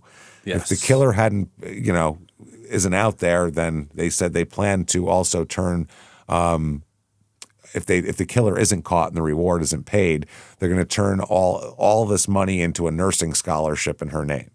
Beautiful. So either way, it's getting donated either to nursing students or to someone who finds who did this. July 23rd, 2012, right around this time, Nancy Grace enters the picture. Oh, Jesus. I hope this is good. More accurately, Nancy Grace's show with Rita Cosby filling in as host that night. Do I know that woman? You'd know her if you saw her face. Yeah. But it's, the Nancy Grace show. At least it's not Nancy. It's not Nancy. Yeah, that would be horrifying. So, missing Tennessee nursing student's body found is the whole thing. Now, they have Kelly on here. Okay. Mom is here. Now, Kelly spoke about her daughter, described her as a beautiful nursing student who was 2 months from graduation. Mm-hmm. She never came home for dinner. She learned about this via Facebook, that her daughter's body was burned, and it's horrifying. I mean, that on TV, a mother expressing this on TV is a lot, man. That's horrifying. So Jesus. They highlighted the details during this, her 1995 Mustang. They get a whole kind of overview of it. It's abandoned 15, 20 miles away. There's a fake job interview lore, handwritten fake address note in the car, no phone found, no purse found at the time, at the scenes anyway, either of them, the car or the fire scene. The fire concentrated on the pelvic area. So it framed the case as a murder mystery out of Tennessee involving a beautiful 24-year-old nursing student who was beaten, shot, raped, and set ablaze in an attempt to destroy evidence. Ugh. Okay. There was a huge emphasis on the small-town shock in Tullahoma and the surrounding counties. So they're really playing it as, look at these hicks scramble. That's basically what they're doing. They're playing that shit. Meanwhile, Hinman and Fuller seem like they're doing a pretty good job. Very competent investigation going on here. Absolutely. And they brought in the TBI when they realized that this was beyond their resources and their leads dried up. Yeah. They didn't say, well, I'm going to solve this case. Never mind. Those people said, if you got a better idea, fucking tell me, because then we'll do it. They actually give a shit. It's fascinating that Nancy Grace's program is kind of that, just like judging people while she sounds like the biggest dipshit on the planet. Yeah. When I was a prosecutor, that's all you're getting over and over. Fuck you, Nance. Ugh, God, imagine being prosecuted by her. I'd be like, give me the chair, just don't make me listen to this fucking annoying bitch for one more minute. I don't care. 30 years? Great. I know I stole a pack of juicy fruit. I don't give a fuck. Just put me away. I don't even care if she's right. I just want her to shut the fuck up. Shut up. That's how she gets people to confess. They're just like, okay, fine. All right, fine, you I did annoying bitch. Jesus Christ. Your fucking voice and your hair helmet, I can't take it anymore. Fine. So anyway, I got some transcript from this. Yeah. I'm Rita Cosby. Breaking news tonight as we go live to Timms Ford Lake, Tennessee. A beautiful nursing student makes plans to visit her mother on a Sunday afternoon, but she never makes it. Just hours later, a driver spots a grass fire near a local bridge and gets the shock of a lifetime. The body of a young female dumped on the side of the road, up in flames. Good Lord. Yeah, that's... See what I mean? It's a little more complex than that, but yeah. Yeah, and this is why we mix comedy in with this, because to me, this sounds like murder porn. Up in flames. And Miss Cosby, tell us the time you and your friends found an old man masturbating in the woods. Tell me about that. I would like to hear that, actually, Nancy Grace. When I was a young girl, there was a man masturbating in my woods. Feels like she'd be like, no, sit down. I'll join you. Here's a picture of a missing child. Let's do it together. Yeah. I prosecuted him to the fullest extent of the law. Oh, God. Let's do it together. So this is what I mean. Like, to me, this is like this, sensationalism of it all feels gross. And we tell jokes to kind of cut the tension a little bit. It's the worst. I feel like it's gross otherwise. They say a positive ID confirms it's nursing student, 24-year-old Megan Sharpton. The murder mystery thickens when it's revealed Megan died from blunt force trauma to the head, and a red Ford Mustang is found abandoned 16 miles away. Who murdered 24-year-old Megan Sharpton? Cops would love to know. We'd love to know.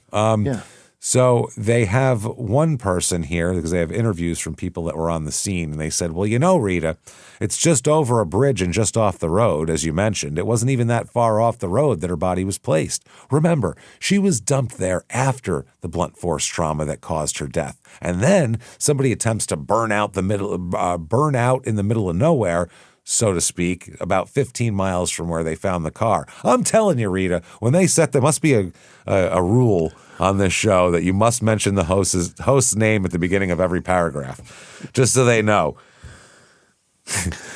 Let them know that it's not Nancy tonight. There's it's not. And if it's Nancy, you have to go, I'll tell you, Nancy. You have to say her name, too. It's just a rule here. I'm telling you, Rita, when they set her on fire, the goal was just far enough out that nobody would find it, and all they would find were just some charred remains. The fact that this guy got there in a nick of time, wasn't this guy, it was a bunch of teenagers, right. She could be identified quickly enough that they could actually get on this case and try to find her murderer. Yeah.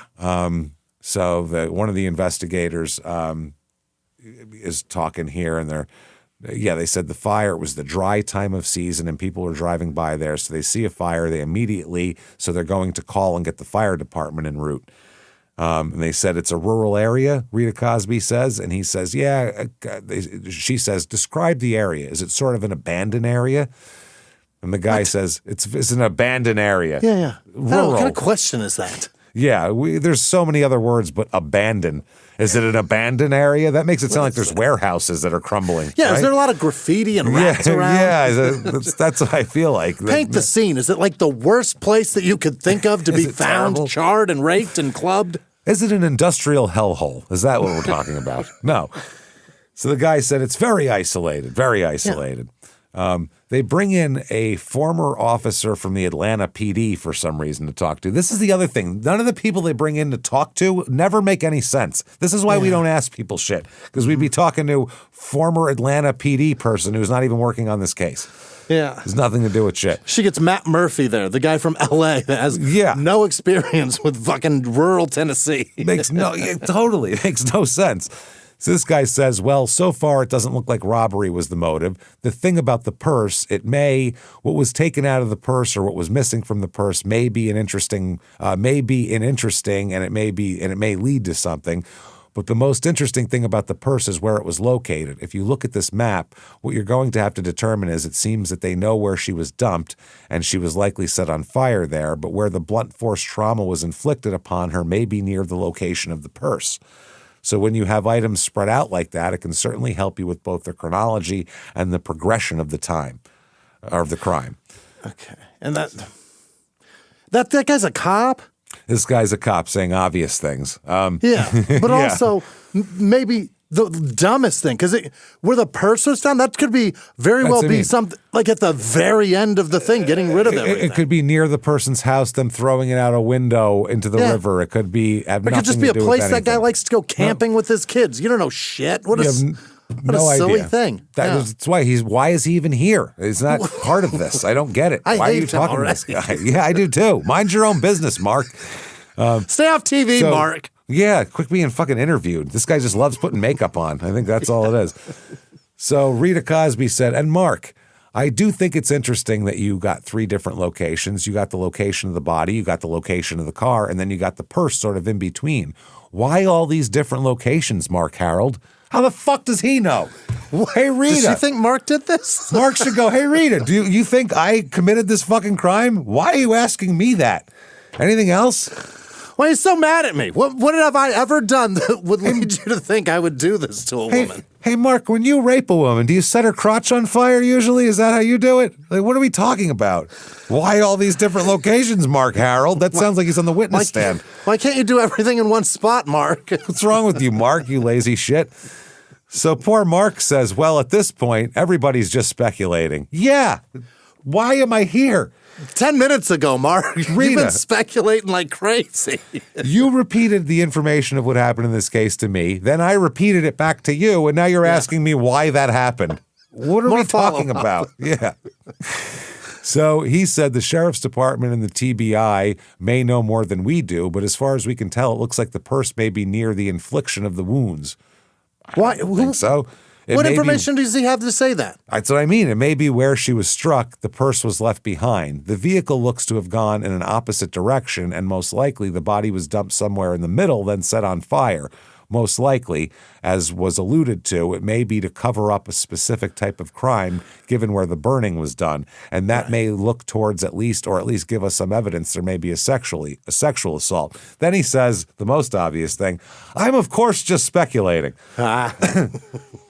This show is just one big circle jerk. You know that, right? Like, none of us know shit. This is all just speculative horse shit to entertain people while they dust their furniture. That's it. They put it on in the background while dinner's being made. That's all the only reason we're here. And the car went in the other direction, and most likely when the car was recovered, that gives you an idea of where the perpetrator went.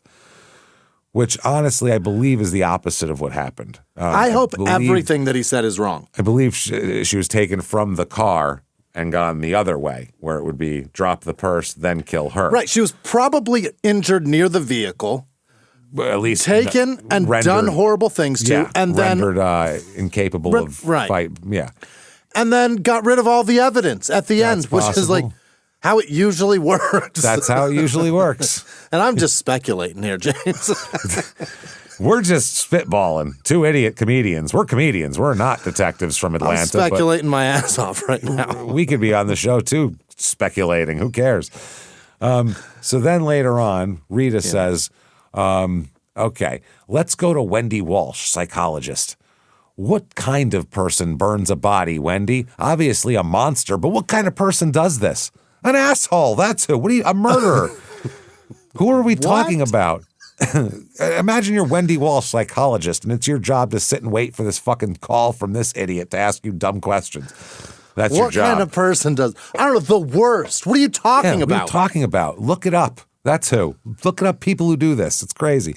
So Wendy really Walsh, bad guys. Psychologist says somebody who wants to hide evidence, somebody who isn't criminally insane and they know the consequences of their crime and they're doing what they can to cover it up. And that's clearly what we're seeing here from where he moved the body, from where he may have moved the body, from where the purse is. They're just speculating that that's where the body was.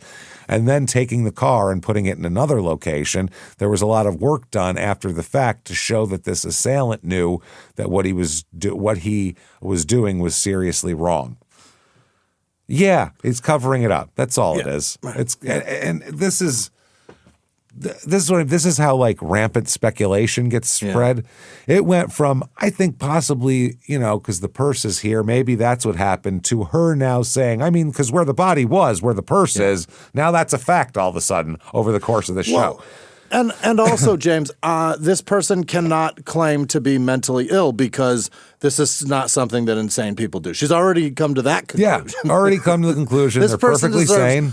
Life in prison or death, because this is clearly calculated, covered up. Sane as can be. She's now trying the case. She's now, even though we have no possible idea who did this, she has given him a full evaluation and a full workup. And she's ready to convict. She doesn't even need the jury any longer. Just a sane asshole. That's who did it. She just needs the judge to wrap the gavel and send this guy to prison. Yeah, well, we need to find him also. Oh, that's the other thing. Yeah, we got to find him. Once you find him, it's over. So the investigation continues. August of 2012, Franklin County Sheriff spokesman Chris Guess tells the media that they're making progress, but that results take time. Yeah. Do you have leads? Yeah, Chris Guest. Chris, like Christopher, Guest. Not that would be Guesta, but this is Guest. But he's Guest, like Guest. The spokesman guesses? I'm guessing. Shit. My guess is, he said it takes quite a while just to amass the physical evidence, to get the TBI to return results so you can start piecing that together. Subpoenas for things like phone records, search warrants that you have to execute. It's a tremendous amount to do. Basically, we're super busy. Sometimes they solve murders in like 6 hours, but we're real busy. We got a lot of stuff going on here. Nobody thought this was easy, Chris. No. Jesus Christ. And this especially is an especially difficult case to solve. Yeah. When you find a burning woman somewhere, a call from a burner phone, you got nothing. Now, every string you chase is a knot. There's nothing behind it, nothing. So the investigation briefly, and this becomes very public very quickly, explores a potential connection to the Holly Bobo case. Who was that? It's 20-year-old nursing student who vanished from Decatur County, Tennessee, 6 months earlier. Same age range and a nursing student. April 2012 as opposed to July 2012. So that is... And we haven't solved that yet either? It's about 130 miles away. That's a pretty public case too. Well, people have asked us to cover that case. We'll talk about that probably at some point. So it's interesting. So the media is speculating because as we found out from that Rita Cosby, what they do best is speculate. Boy, do they love it. Not deliver facts, just speculate wildly, these shows. So that's on headline news. Yep. They're speculating about a serial killer on the loose targeting nursing students in Tennessee. Hey, don't scare people or anything. No. You're fine. It's just a serial killer targeting young, pretty nursing students. It's fine. Don't worry about it. Holy. It'll be all right. So the detectives compare the cases closely, and they reach a conclusion completely unrelated. Yeah. Different MO, different geography, just a different perpetrator. Holly wasn't torched, right? I don't think so, no. Yeah. And it's just a different you can tell kind of similar different shit. Circumstances. Yeah. Different deal.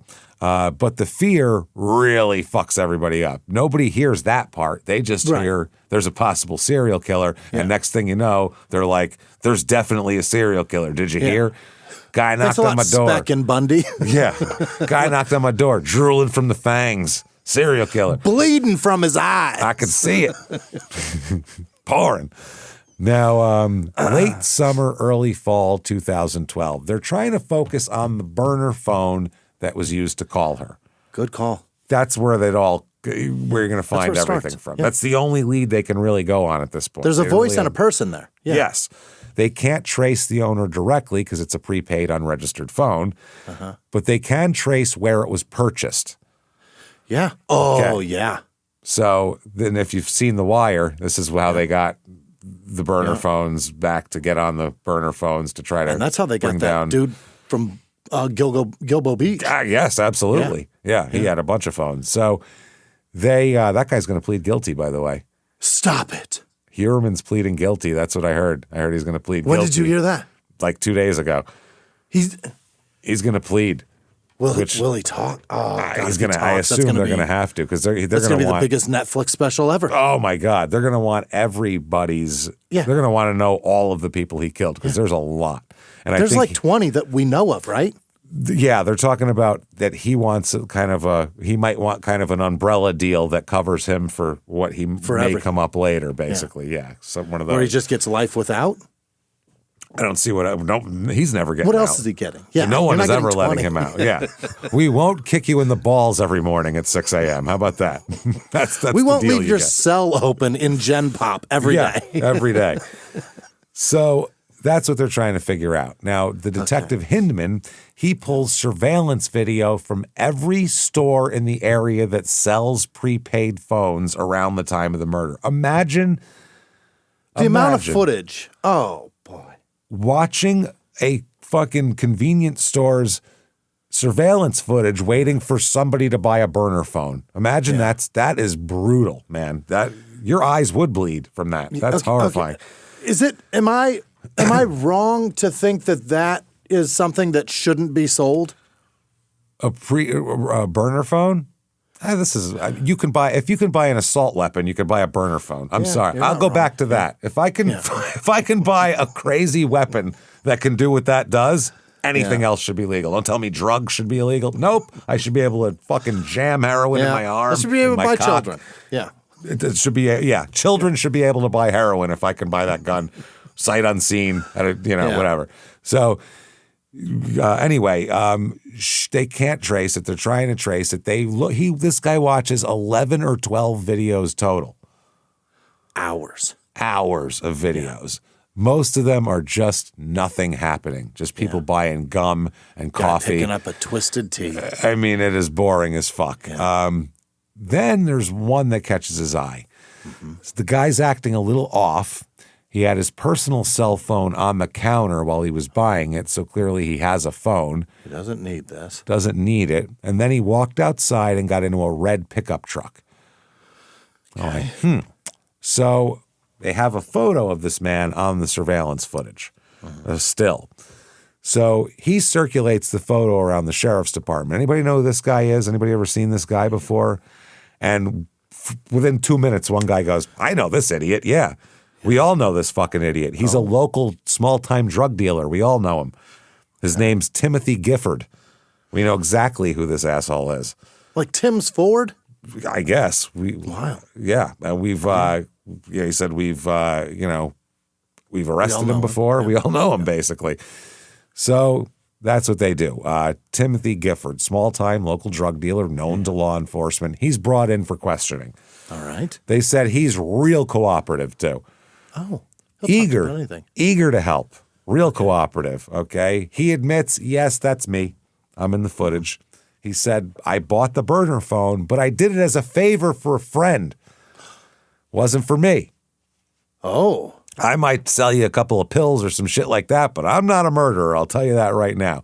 That's interesting. Those occupations usually don't cross over like that. Small-time drug dealers are generally not. Yeah. They're usually doing that to pay for their own habits.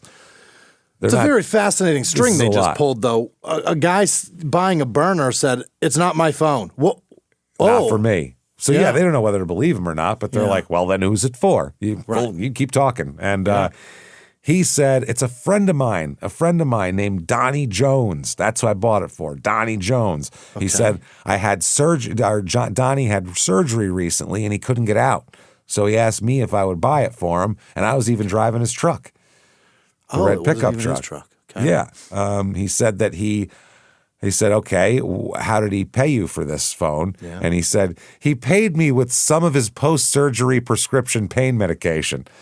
He gave me his perks script to sell on the street. That's what I mean. That guy is a small-time drug dealer supporting his own habit. You know what I mean? Yeah. Not really the master criminal here. Yeah. So that's who they're saying. He said, it's this guy, Donnie Jones. And they said, okay, so you gave this phone to Donnie Jones. Anything else? And he said, well, a few days after the phone purchase, Donnie contacted me again, and he wanted help selling his red pickup truck. Oh. He wanted to trade it for a Mustang, is what he said. Okay. Yeah. So now Gifford found that strange because the truck he had, it was a pickup truck, but it's like a bigger cab, extended cab and everything. And he said, Donnie has 4 kids. The truck is more practical. You could throw them right in the back of the truck. 4 kids in a Mustang. Can't put 4 kids in a damn Mustang. Not at all. So he said, that's weird, but he said, if that's what he wanted to do, I agreed to help. Why not? Yeah. So he said when he had gotten into the truck to help with the sale, though, he noticed something. Gifford said he noticed the carpeting and interior panels had been recently replaced. Of the truck? Of the truck. Okay. This was after Megan was killed. Yeah. Brand new interior. And he said he asked Donnie about it. He said, well, Jesus, you replaced the interior of your truck? And he said, yeah, my wife suggested it. He said, cars with new interiors sell faster. They'll get in there and go, look how clean it is. And it'll sell, which is a good point.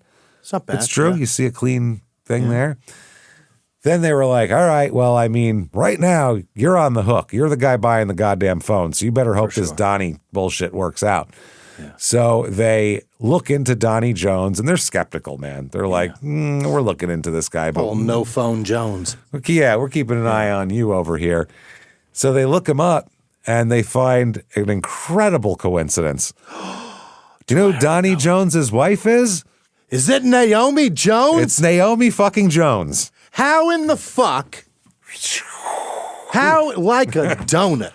Come full circle. How would that? What? Yep. It's fucking Naomi Jones is his wife. The nursing school student who knew Megan. Yeah. Briefly, a little bit. Now, who the fuck is Donnie Jones? Now we got to find this out. Fuck Donnie. Donnie Frank Jones Jr. Yeah. Of course, a junior. He's born 1975. He has been in trouble a lot. Up until this point, he has 21 felony convictions. Naomi, what kind of guys are you after? Nurses often 21 they will felonies. Tend to the wounded duck. You know what I'm saying? That's a 21. 21. Yes, this is very interesting. He's a resident. He lived on Bel Air Drive in Tullahoma in Coffee County. He is just a criminal of criminals. He's just a full-on his whole adult life. Yeah. He's a criminal. What do you do for a living? Oh, I'm a criminal. That's what he would answer, basically. 21 felonies. I'm doing great. Yep, 21 prior felony convictions by the time Megan was murdered. His sheet includes such illustrious crimes as forgery, theft, battery, aggravated assault, aggravated burglary. He's been to state prison multiple times. He's also been a police informant for years. Really? That's what a scumbag he is. He's a criminal, but then he's also a rat. He's also a rat. He snitched on small-time drug operations in exchange for leniency for his own arrests. What a pussy. What a pussy. Yeah. The cops knew him. They said that he'd make himself as useful as he needed to be so he can navigate his way out of trouble here and there. Scumbag. Which is why he's not in prison, but he's been convicted 21 times because he'd get convicted of something, but they'd give him a light sentence because he's snitching. Yeah. Then they said also, I know that he had a 1998 escape where because they were like, well, none of those things really say that he's going to murder and kidnap a woman and rape. This is a lot. This is a big step up in crime from small-time bullshit. And then the cops said, we looked it up and we found out in 98 he tried to kidnap 2 young ladies in a car and take them to the interstate. Now, this was when he escaped from jail in 98. And I'm going to read you I'm going to read you an article from the Daily News Journal from September 5th, 1988. Here we go. Attempted kidnapping and aggravated assault charges were lodged against a workhouse escapee who allegedly tried to abduct women at knife point Thursday night, Murfreesboro police said. Wow. Donnie Frank Jones Jr., 23 at that time, an inmate from Winchester, was serving time for misdemeanor assault convictions when he scaled a razor wire fence Thursday afternoon and escaped. Holy. Misdemeanor assault convictions, meaning he's not going to be in there very long. He didn't get 10 years for that, probably. What is that? 12, 18 months? Tops. It's a misdemeanor. Assault? I can't even imagine. I mean, even with a record still, you need to scale razor wire walls. That's insane. That's convicted murderer shit. Yeah, I got to get out of here. They're going to put a fucking needle in my arm. They're going to give me the chair. I'm running. Holy shit. He said he scaled a razor wire fence Thursday afternoon and escaped, said Alan Miller, workhouse superintendent. Jones was also serving time for a parole violation. Okay, that makes sense. Yeah. Jones had requested a furlough because his grandfather died, Miller said. While checking his background, workhouse authorities found that he had escaped twice before from other facilities. Holy fuck. The workhouse was preparing to transfer Jones to the more secure jail, but when he found out, he had escaped. Because they were like, oh, not only can you not get out for a furlough, you actually shouldn't even be here. Yeah. We're going to put you somewhere harder to get out of. Yeah. Yeah. Murfreesboro police officer Anthony Tostanovsky reported Jones allegedly stole a 1988 Ford Taurus owned by Donald Conway of Murfreesboro when it was parked on Rutledge Drive. The car, which had a knife inside, was abandoned near Home Depot. Jones later approached Kelly Stites and Jennifer Sauls of Illinois at a service station on Old Fort Parkway. He got into their car and told them he needed a ride to the interstate. Oh, my God. And they said, quote, at all times, Mr. Jones was displaying a knife to the victims. That's terrifying. He's holding 2 women at knife point and getting told they need to drive him somewhere. So Steets, one of the young ladies, repeatedly told Jones, quote, sir, I need you to get out of the car. That's super calm. Sir, I'm going to need you to get out of this car. Sir, I need you to get out of the car. Well, I said drive me. Sir, I'm going to ask you one more time. Get out of my car. That's pretty impressive fucking I got places keeping it together. Listen. Can't take you with me. Holy shit. And he kept saying, go with the knife. And she kept saying, I'm not doing it. Get out of the car. So eventually, after a few minutes, he just jumped out of the car and ran away. Wow. He's like, if I kill them, I can't drive this car, start stabbing them. I'm going to drive the car with stabbed women hanging out of it. That's not going to work. Dead bodies in the car. This is so bad. I'm here for a misdemeanor drug charge. I shouldn't have been escaping even. This is crazy. Misdemeanor assault. It's not even that bad. Or assault. So I guess he ran down Chafin Lane. Tostanowski searched the area and found an empty school bus with the door open. As he started up the stairs, Jones yelled, "Just shoot me. I'm back here. Just shoot me. You got me. I want to die. I'm going to kill myself. I'm good. Just shoot me." The officer drew his weapon and walked toward the rear of the bus. He repeatedly told Jones that he wanted to see his hands. While he approached, Jones cut his left wrist with a small pocket knife. That's his big suicide attempt. He took out a Swiss Army knife and fucking tried to slash at himself there. So he said at that point, the cop says, at that time, I took out my OC spray and told him to put the knife down. Jones refused. So the cop sprayed him with pepper spray. Shit. I said, shoot me. Damn it. Not with that.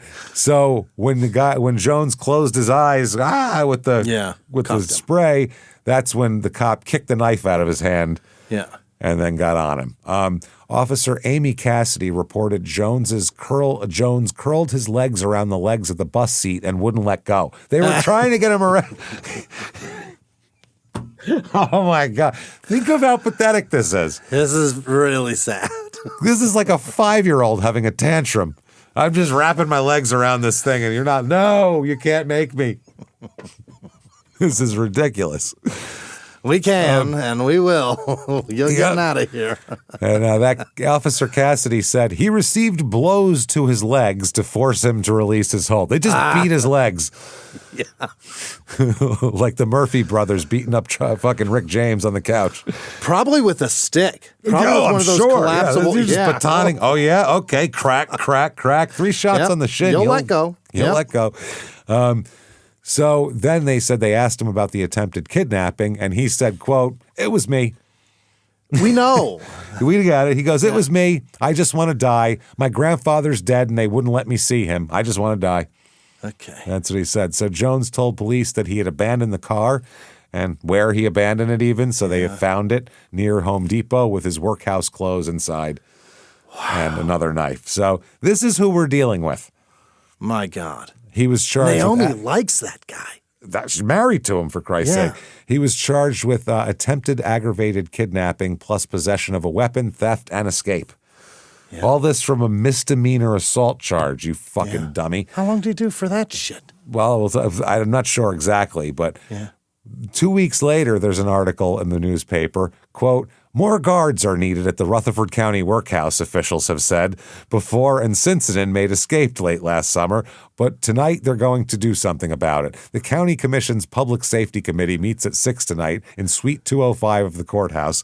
Members of the Workhouse Board will request a budget amendment to hire 2 correctional officers here. More guards were requested last spring when the budget was being prepared for the fiscal year.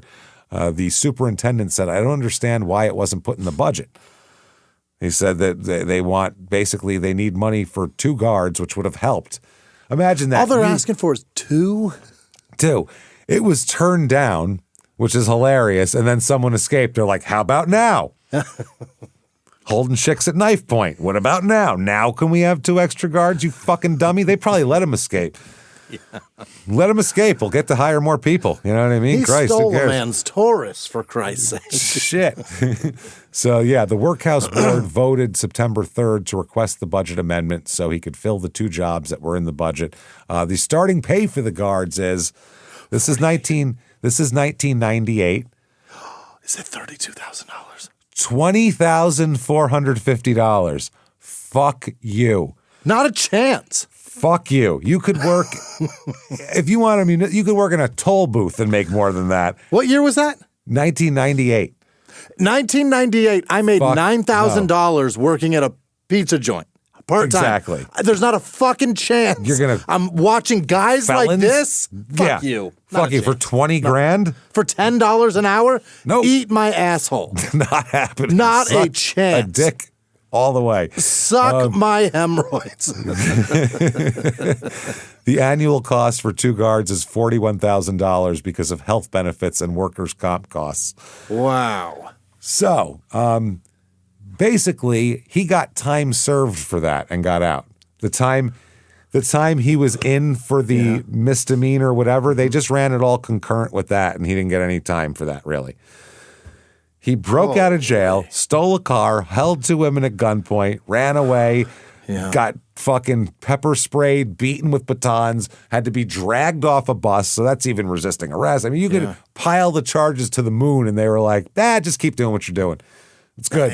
He's probably pretty embarrassed. It was in the newspaper. Yeah, he's got to be. He feels like an idiot, this guy. He really does. He said he felt like a real dipshit. Nancy Grace is talking about this. She's speculating.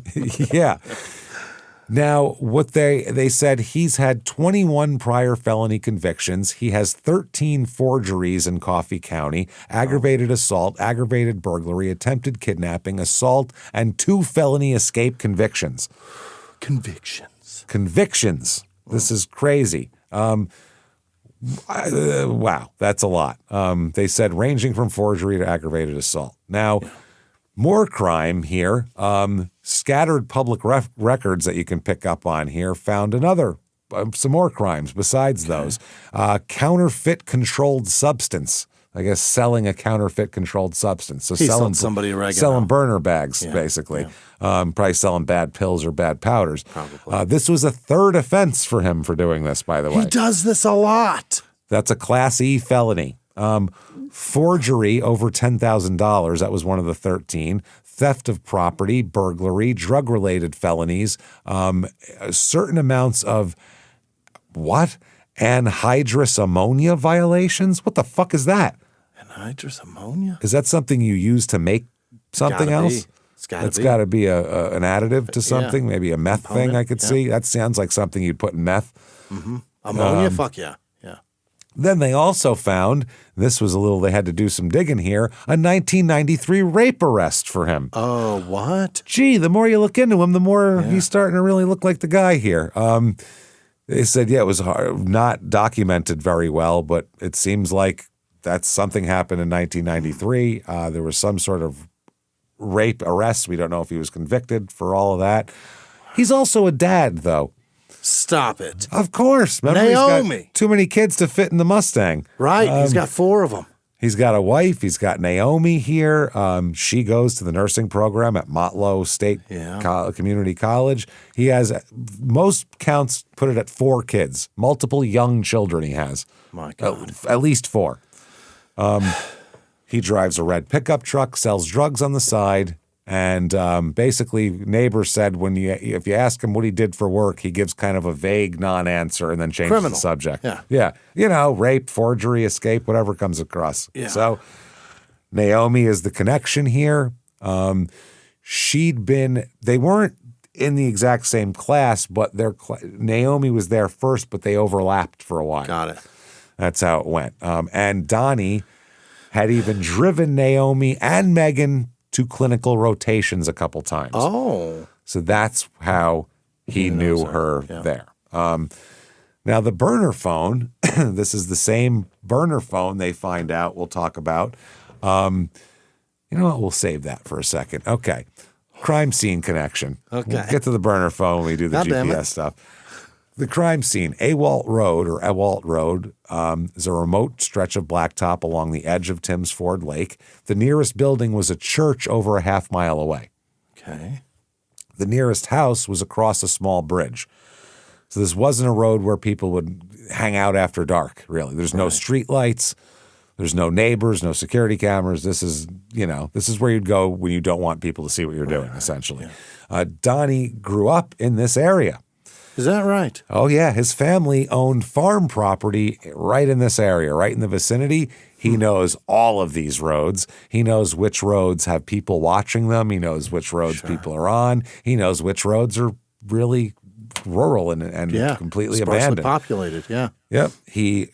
That's what they think. They said he drove Megan here or drove her body there post-murder deliberately. This is not a panic dump site. This is a well thought out. This is where he planned to dump this body, period. Why? because he knows. They said he lit her on fire approximately 12:45 a.m. based on the burn progression when they responded. Yeah. He concentrated the accelerant on her pelvic region, then drove away, thinking, clean. Done. I did it. Yeah. But fire doesn't burn everything uniformly, especially bodies. Yeah. The nursing school shirt on her torso survived partially, but even if it didn't, the tattoos survived, and they would have found out who she was real goddamn quick.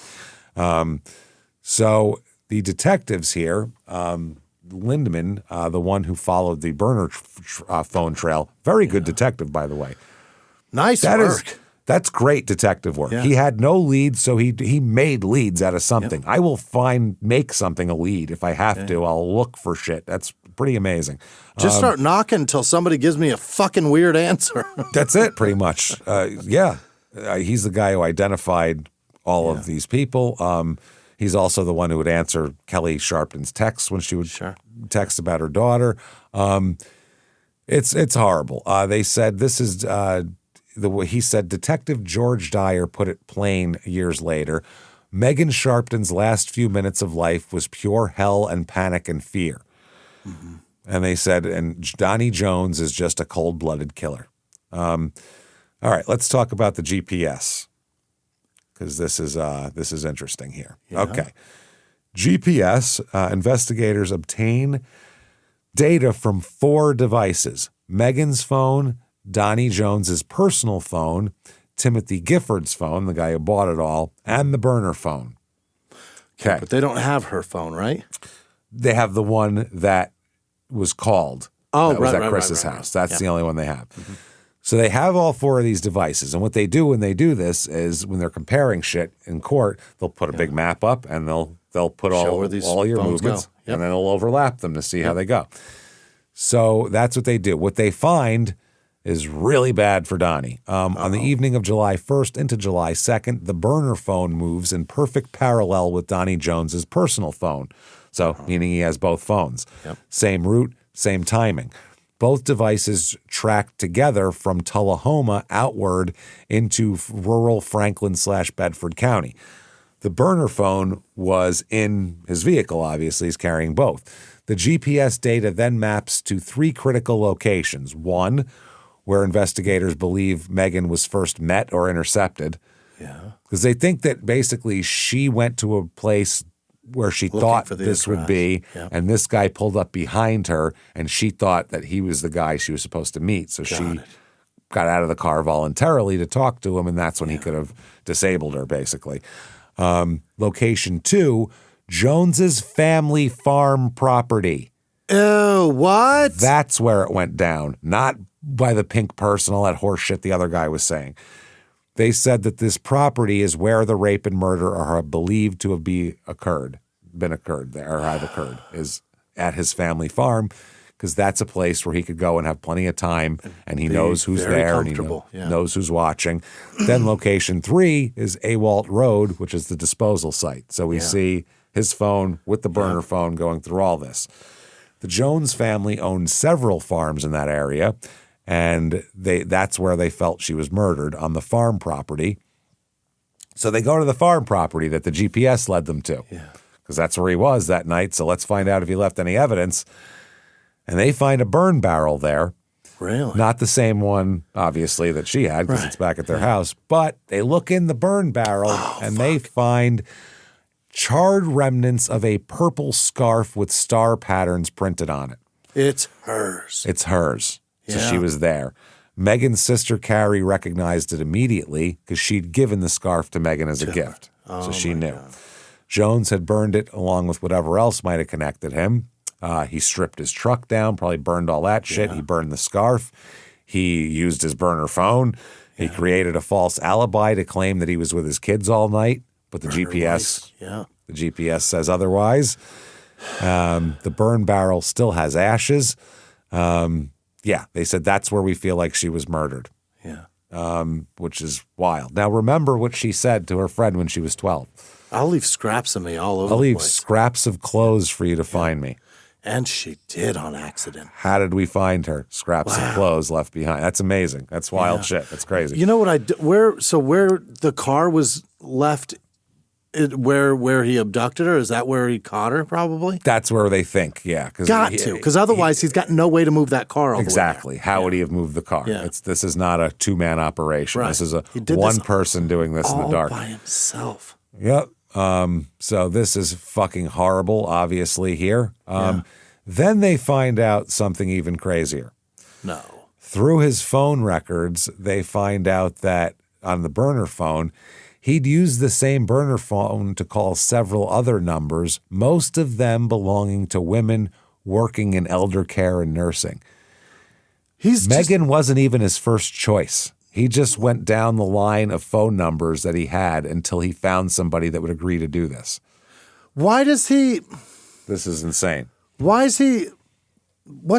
Is he married to Naomi for this idea? I don't know. I don't know what, he just got a wild hair up his ass that he's going to do this, but this is crazy. This isn't even, there's that one chick. Let me see if she'll do, nah. Yeah. He went person to person until he found, I'm going to rape and kill somebody. Don't care who it is. I care about one thing, and that's that they are a worker. That's it. Well, that's what I have access to. Yeah, that's what I have access to. I don't know any. What other chicks does this idiot know? You know what I mean? Why does he want to do this?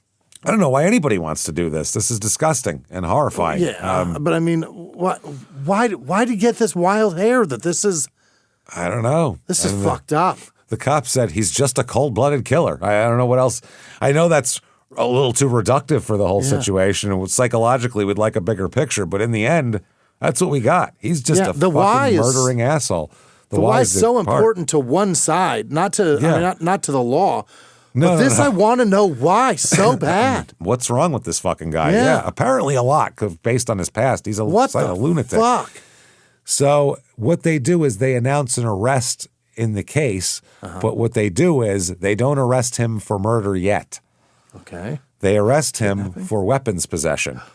Oh. Because they searched his home and they found a rifle and ammunition inside, and he is a many-time convicted felon. Yeah. So he's prohibited from possessing them. He's arrested on felon in possession of a weapons charge. Blackjack felonies are way worse. That's bad stuff. When you're 21, sir. That's no good. One more is a bust. So they said they can hold him now and on a $500,000 bond while they wait for the results of the DNA just to make sure. But they're holding on to him just so they know, even though they know it's coming back. But this is the DNA is, pardon my pun here, the kill shot. That's it. They got that and all the maps and everything else. You're fucking toast. And they got him sitting in jail knowing that they're out there just testing DNA. Just attesting things. Have a sit for a minute. Well, while they have him in there, that's when they get his DNA, as we'll talk about. Late October 2012, they bring him in. And the semen recovered because they have a match through there. When they confront him, when he's in custody, his first response is, quote, I had no contact with her. I knew of her. I ain't ever was the first thing he said out of that. I had no contact with her. I knew of her. Then they were like, yeah, but, we have all this, GPS and all this. And he said, I'm with my kids all the fucking time. That's all I fucking do. I love my fucking kids, goddammit. Little fuckers. I'm with my fucking kids all I do. All the fucking time. That's all I fucking do. All the fucking time. That's when he invited police, go search my house. I'll provide you with my DNA sample, no problem. Swab me. I am good. He's confident they got shit. In his mind, he burned it all. Yeah. But the problem is he didn't. So there's the DNA hit, obviously. Now they test his DNA. It matches. Big shocker there. Gotcha. Yeah. He's sitting in jail with the gun. So then they sit him down for another interrogation. Yeah. And they go, hey, Dickel. Yeah. Little question for you. Your DNA matches with what was inside of her. How'd that happen, possibly? Yeah. Now he's got a whole new story. He said, I didn't want to tell you all this. I didn't want to make my wife mad, but I've been having a consensual affair with Megan in secret. It's a secret affair we've been having. Real hush-hush like. Yeah. And then we had been together that night, and she left afterwards. And I don't know what happened to her after that. Somebody must have got her. That's it. Yeah.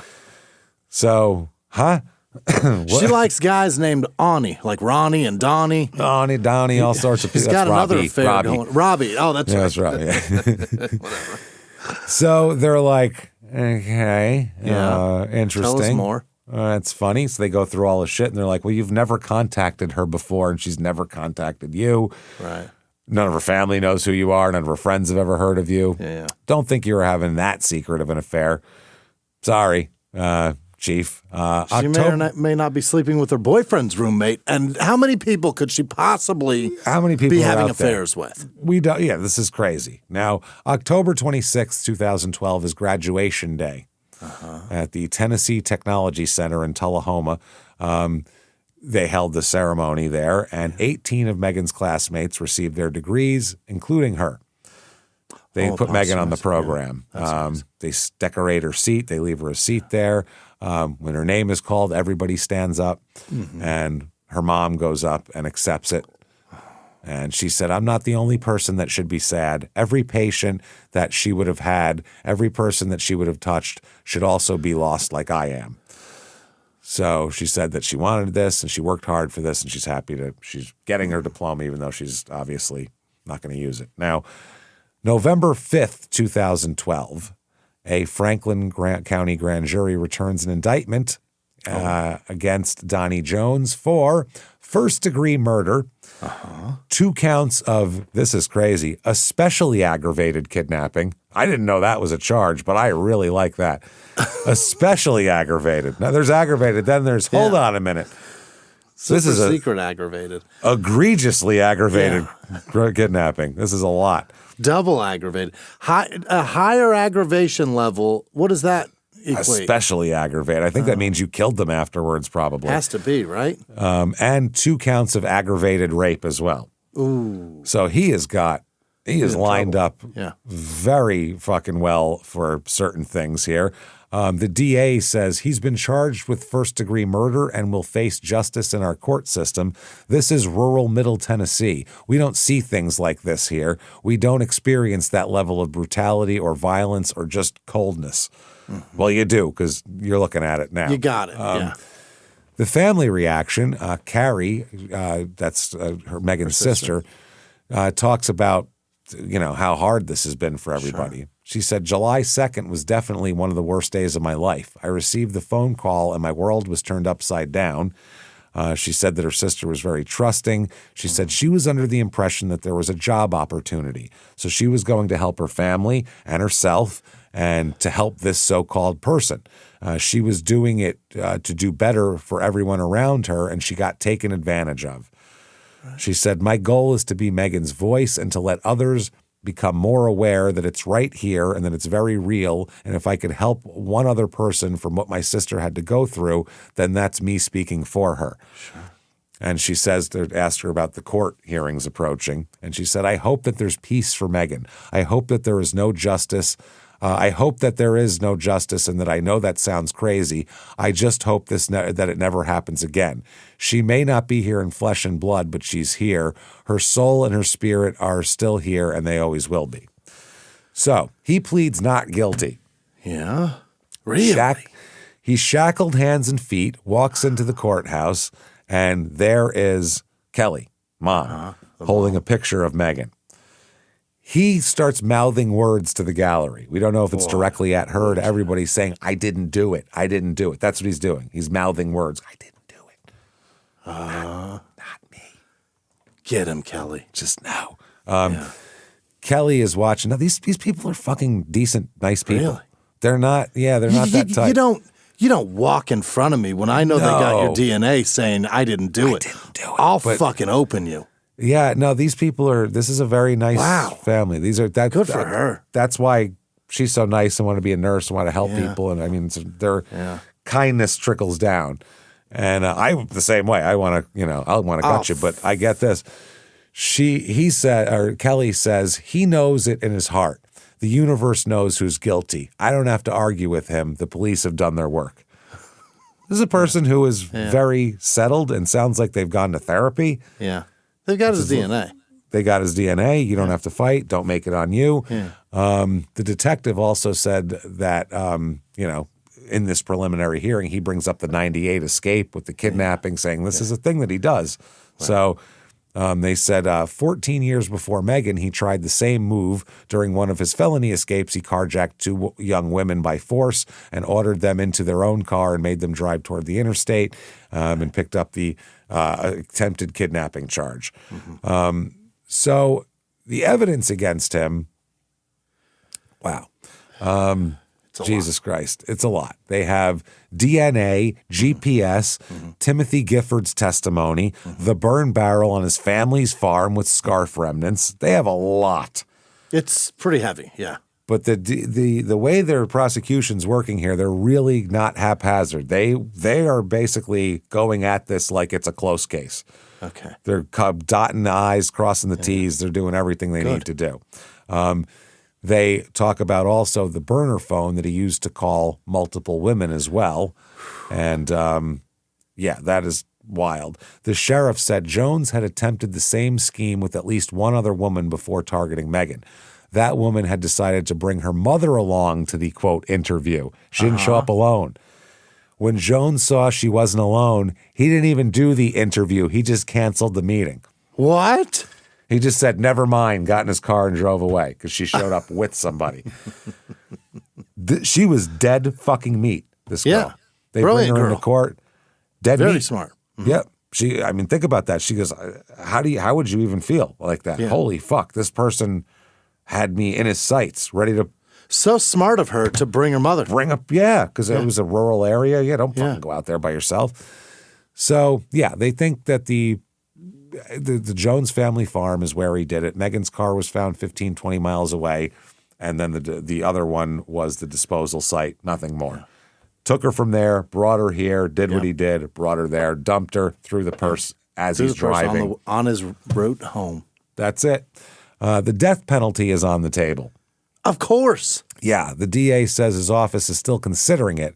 They're waiting for a mental health evaluation before they 21 felonies. He pulls this shit, and if he's sane, we're killing him. This is crazy. Yeah. So he asked the judge for a speedy trial. Oh, he wants to die too. I don't understand. They have all this evidence. It's not. Yeah. It's not like they don't have the evidence, and you're trying to cut them off at the pass. No.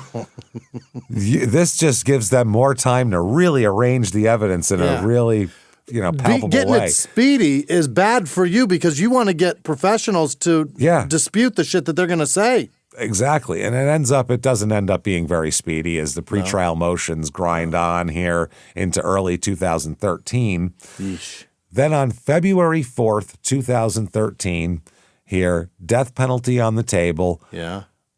He makes a deal. Yeah. Yeah. He says, I'm going in the fucking chair. This is bad. They're going to kill me. So much trouble. The whole town's going to kill me. Not just on the death, the lethal injection table. The whole town's just going to beat me with sticks until I die. And every person he's told in jail is going, you did what? Bro, you're going to die. Jesus, they're going to fucking kill you. They're going to kill you for this. They had maps of it. Yeah, you're dead, dude. You're fucked. You thought a burner? Dude, no. My God. So February 4th, 2013 is the deal. Yeah. That's what they do. He pleads guilty to first-degree murder. Ooh. And that takes the rape and kidnapping charges are dropped then. Oh. His first-degree murder has got enough stank on it here. Yeah, but in prison now he's just a murderer, not a raping murderer. Well, they know what he did. They can still look it up. This isn't 1975. Oh, yeah. They can just Google him. They all have but the charges still show up even if they were dropped. Yeah. You could just look up fucking his name and you can get all sorts of shit popping up. And Christ, listen to this show, everybody. Hey, everybody hanging around with Donnie Jones right now. Listen to this show. Yeah. And they make these in prison. They can certainly hear them, right? They can hear them, I would imagine. So and then do what you will. So the DA explained that it was because Jones was going to prison for the rest of his life regardless. Uh-huh. And putting the family, the Sharpton family, through a full trial for charges that wouldn't change his sentence anyway was stupid. It just didn't make sense. Then he changes his mind. Not the prosecutor, Donnie. He goes, never mind. Did he plead already? I don't want any more. Yeah, he already did it formally, but he said, I want to pull it back 21 days after pleading guilty. Sorry. He files paperwork from his prison cell claiming that his attorney, Joseph Ford, coerced him into a plea agreement. That's the one way you could actually get out of this. Yeah. He claims that the prosecutors threatened to file charges against Naomi as leverage to force the plea as well. Ooh. Motion is filed in Franklin County Circuit Court. The Sharpton family is like, what the fuck? They were. It was settled in their mind. It was over, and now it's this tumultuous shit again. Yeah.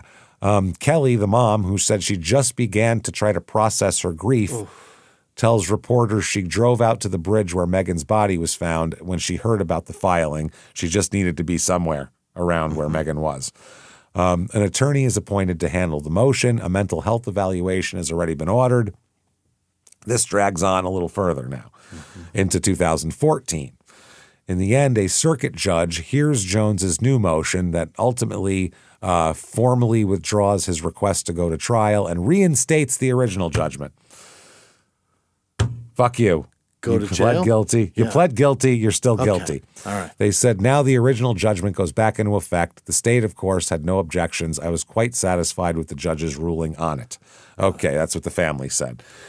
Now, during sentencing, the family gets to speak now. Yeah. Kelly is there holding Megan's photo, as she is there for every court appearance. She watches Donnie Jones enter his plea.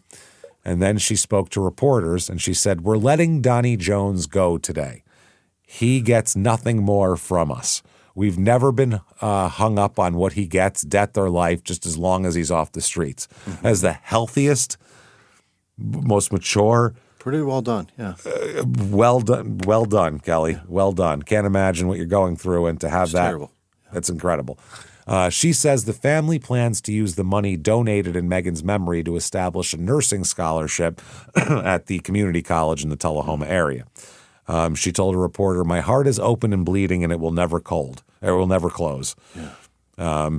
The judge has something different to say, though. The judge says, you, sir, may fuck off, life without possibility of parole. Yeah. Eaton Dick's line is that way, my friend. Forevers, yeah. Join it. Yep, there you go. In spring of 2013, by the way, Kelly Sharpton and the family dedicated a memorial at the Awalt Road site where she was found. That's kind of depressing, isn't it? You'd think you'd want to find a nice park or somewhere that's like, but they want to be connected to it, though, I guess. Yeah. I don't know. I mean, I don't know it's how you'd feel. It's her last place, apart from wherever they bury her or if they cremate her. It's the last place that she, the poor thing. It's tough, yeah. It's not even the last place she was like alive. That's just it's tough. It's just a terrible. I mean, you can't really go to the last place she was alive and put a memorial. I don't think that family's going to be happy. They probably won't want you hanging out on their yard, bringing more attention. Yeah. Now, the memorial stands more than 7 feet tall. It has 24 metal stars, one for each year of her life. She likes stars. Like a monolith? Yeah, I guess, like a big thing like that. Wow. They're mounted on it and spin in the breeze, the stars do. Oh, like pinwheels. That's pretty cool, yeah. Kelly described the meaning. She said, this is perpetual motion. This is the light in life. It lights up the night, lights up the day, and that was Meg. That's nice. There's lights on it, too. Yep. She also placed a rock at the site with the message written on it saying Megan is her name. She was adamant that her daughter not be remembered as simply as that burned girl found on the side of the road. That is fucked up. Making her a human being, because that's all anybody in the area is going to remember is, remember when that chick was found on the side of the road all burned up? Fucked up, yeah. So that's nice that she did that. And Megan's sister, Carrie, said, if Megan hadn't lost her life, I feel very confident that Donnie Jones would still be out trying to trick young women. Megan put him behind bars for life. She sacrificed her life to keep everybody else in our community safe. Yeah.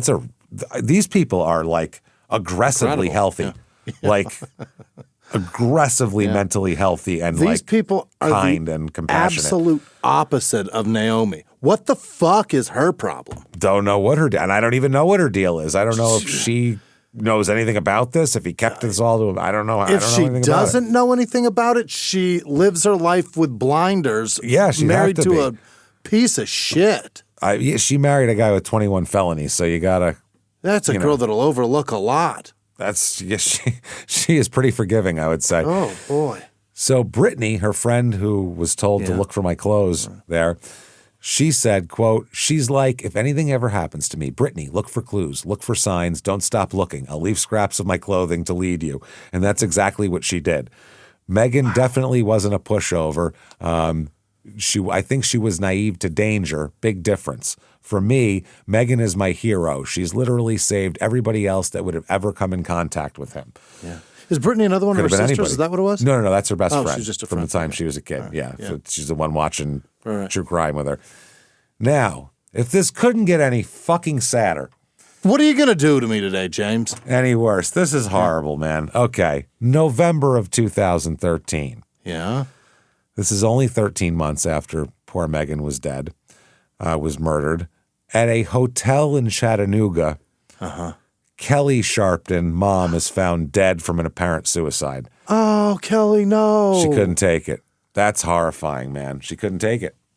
That's so fucked. That's so fucked, man. That's terrible. That poor woman. And think about the poor other kids, too. Yeah. Now they lost their sister. So many kids. And their mom.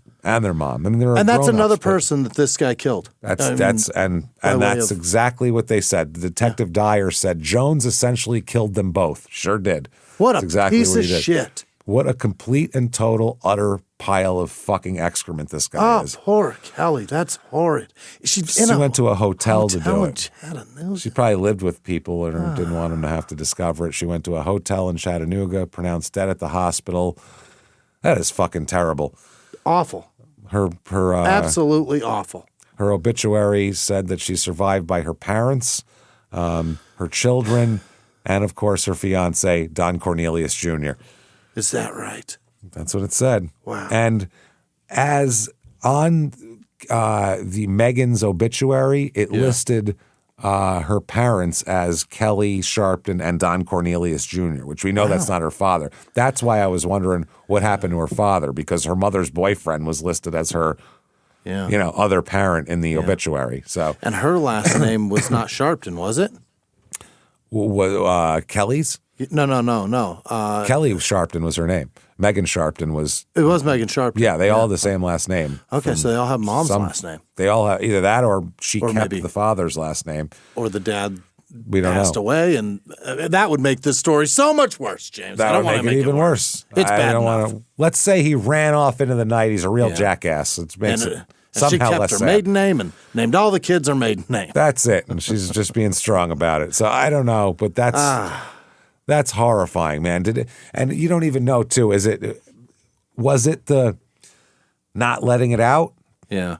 Not letting the fucking anger that you wanted to keep down, and your therapist probably told you don't let it control you. Yeah. Do you need to get that out? If you don't let it out, then perhaps it manifests too much. Look, we all grieve differently. So there's even in therapy, grieving is so hard to talk out. It's not a magic pill. No. God, no. And when there's too much, there's too much. And when you've got to be the beacon of strength for so many people, sometimes it's overwhelming. Or it's just no matter what, it was too much for her to handle, because that's their daughter getting killed is too much, and especially in the way it fucking happened. To have to think about that all the time is horrifying. It's literally the worst way you can die.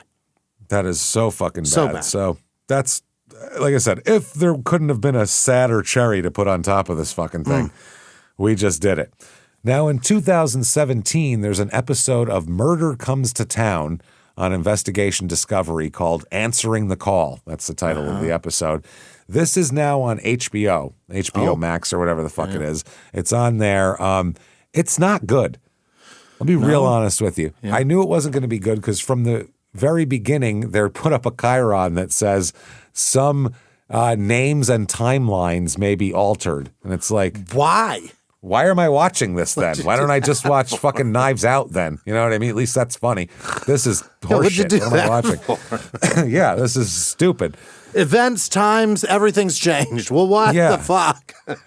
Like in the show, they had her mom looking for her, calling the cops on the phone to report her missing before she saw the Facebook post and all that. And it's like, that's not the timeline that I'm unaware of here. It's like a documentary on 9/11 showing Pearl Harbor. What are you doing? Yeah, Why are you doing this? They're like, oh, everyone slept calmly that morning while the kamikaze bombers dove in for the kill. Why would you do that? Everyone at Bear Stearns ran from their offices. Or Lehman Brothers or whatever was the one. I don't remember anymore. I was trying to think of investment companies that are now defunct. All of them. Merrill Lynch, they're all up there, right? Yeah, probably. Yeah. So that's what happened. Now, the only thing that's half decent here is that we know that Donnie, even in prison, prison's going to suck for him, obviously. Forever. I hope people are going to want to stab him or things or do whatever to him. But in addition to that, Naomi divorces him while he's in there. And this is fucking hilarious because I have their divorce paperwork that I found. Decree? It's funny as shit.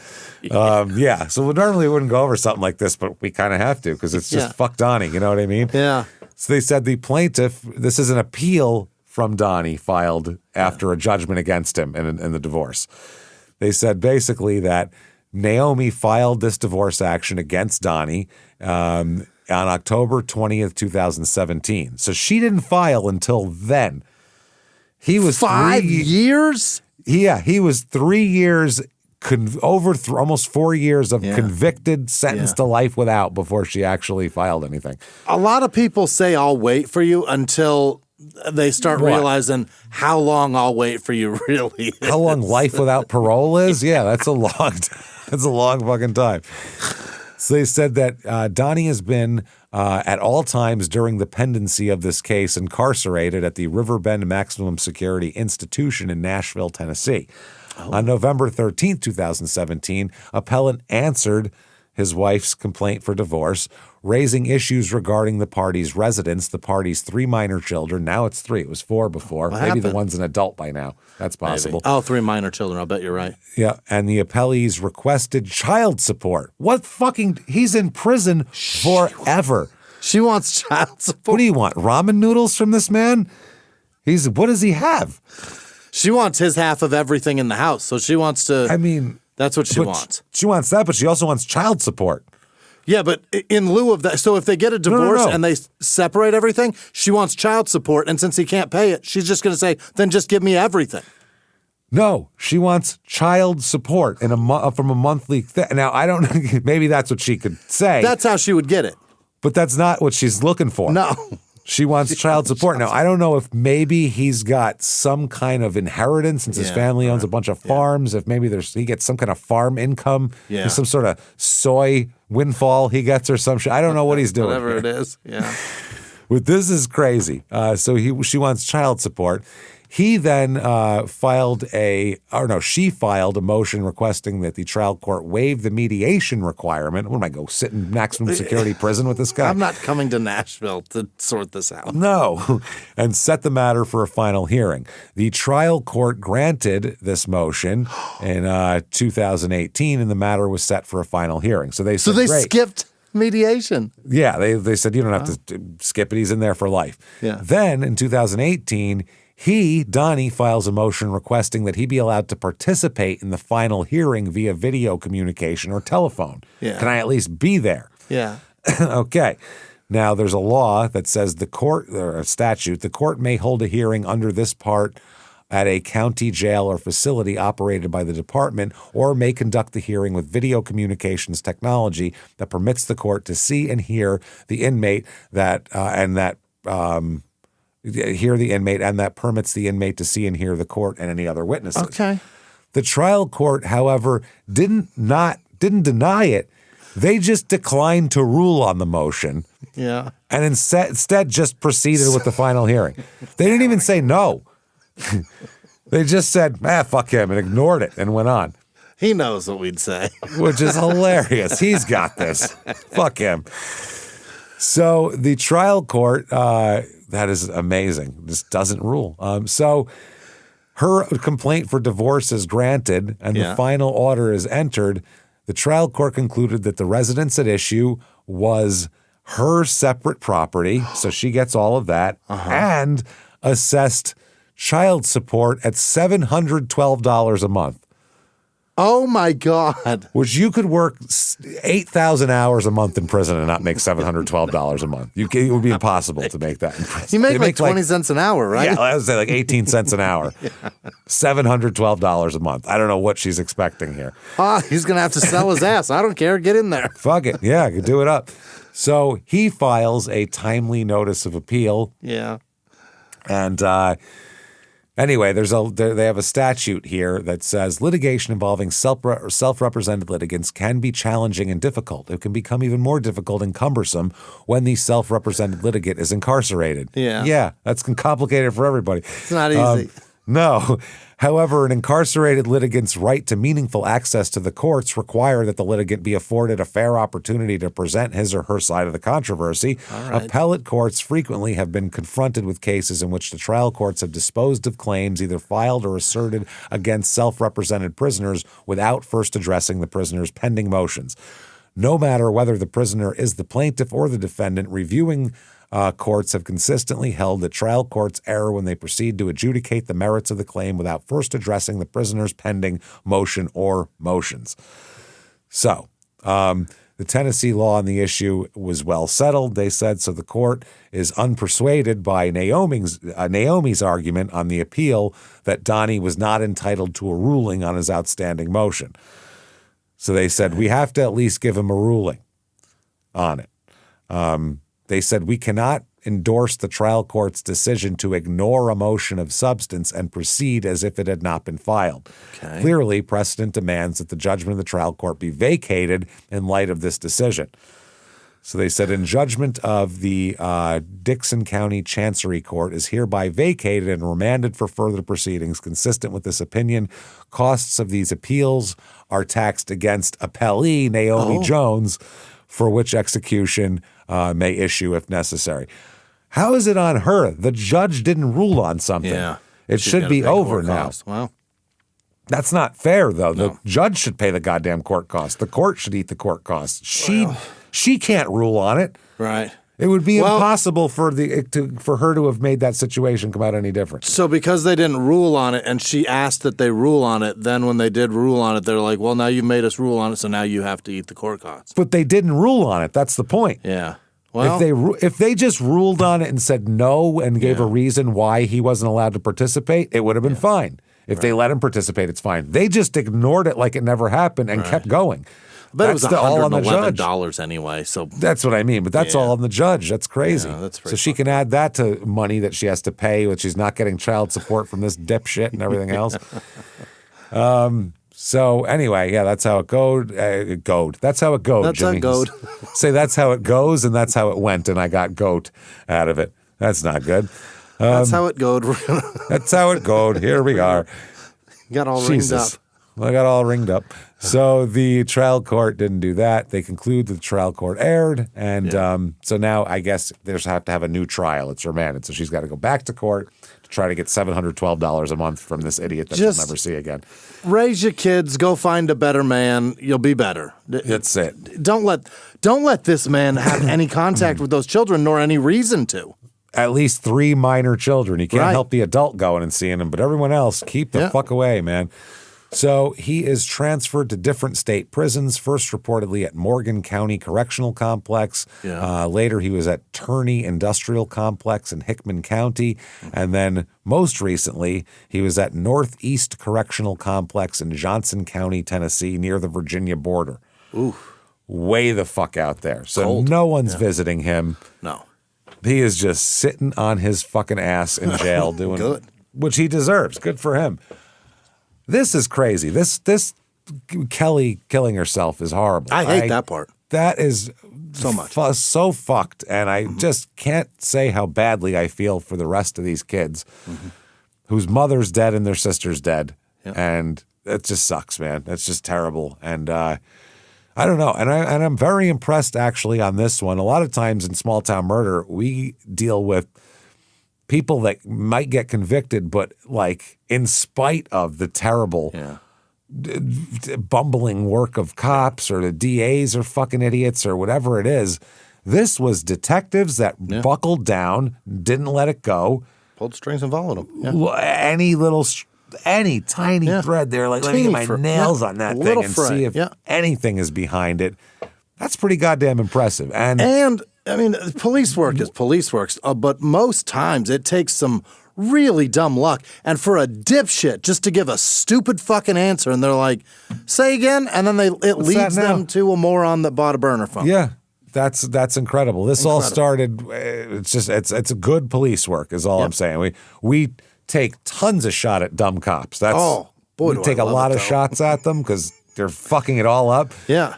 But when somebody actually does their job well, they also deserve some credit for it because they helped a family kind of clear this all up and everything. So, I mean, it is your job, but still, specifically in rural places, cool. Though, because there's a lot of those rural cops want to be the hero, but sometimes it's fun to put down your gun and call in the actual heroes when you know you're outgunned here. Yeah, we need resources. Yeah. This county can't handle it. We need the state. We need the labs. We need the medical examiners. Get the TBI in here. They know better.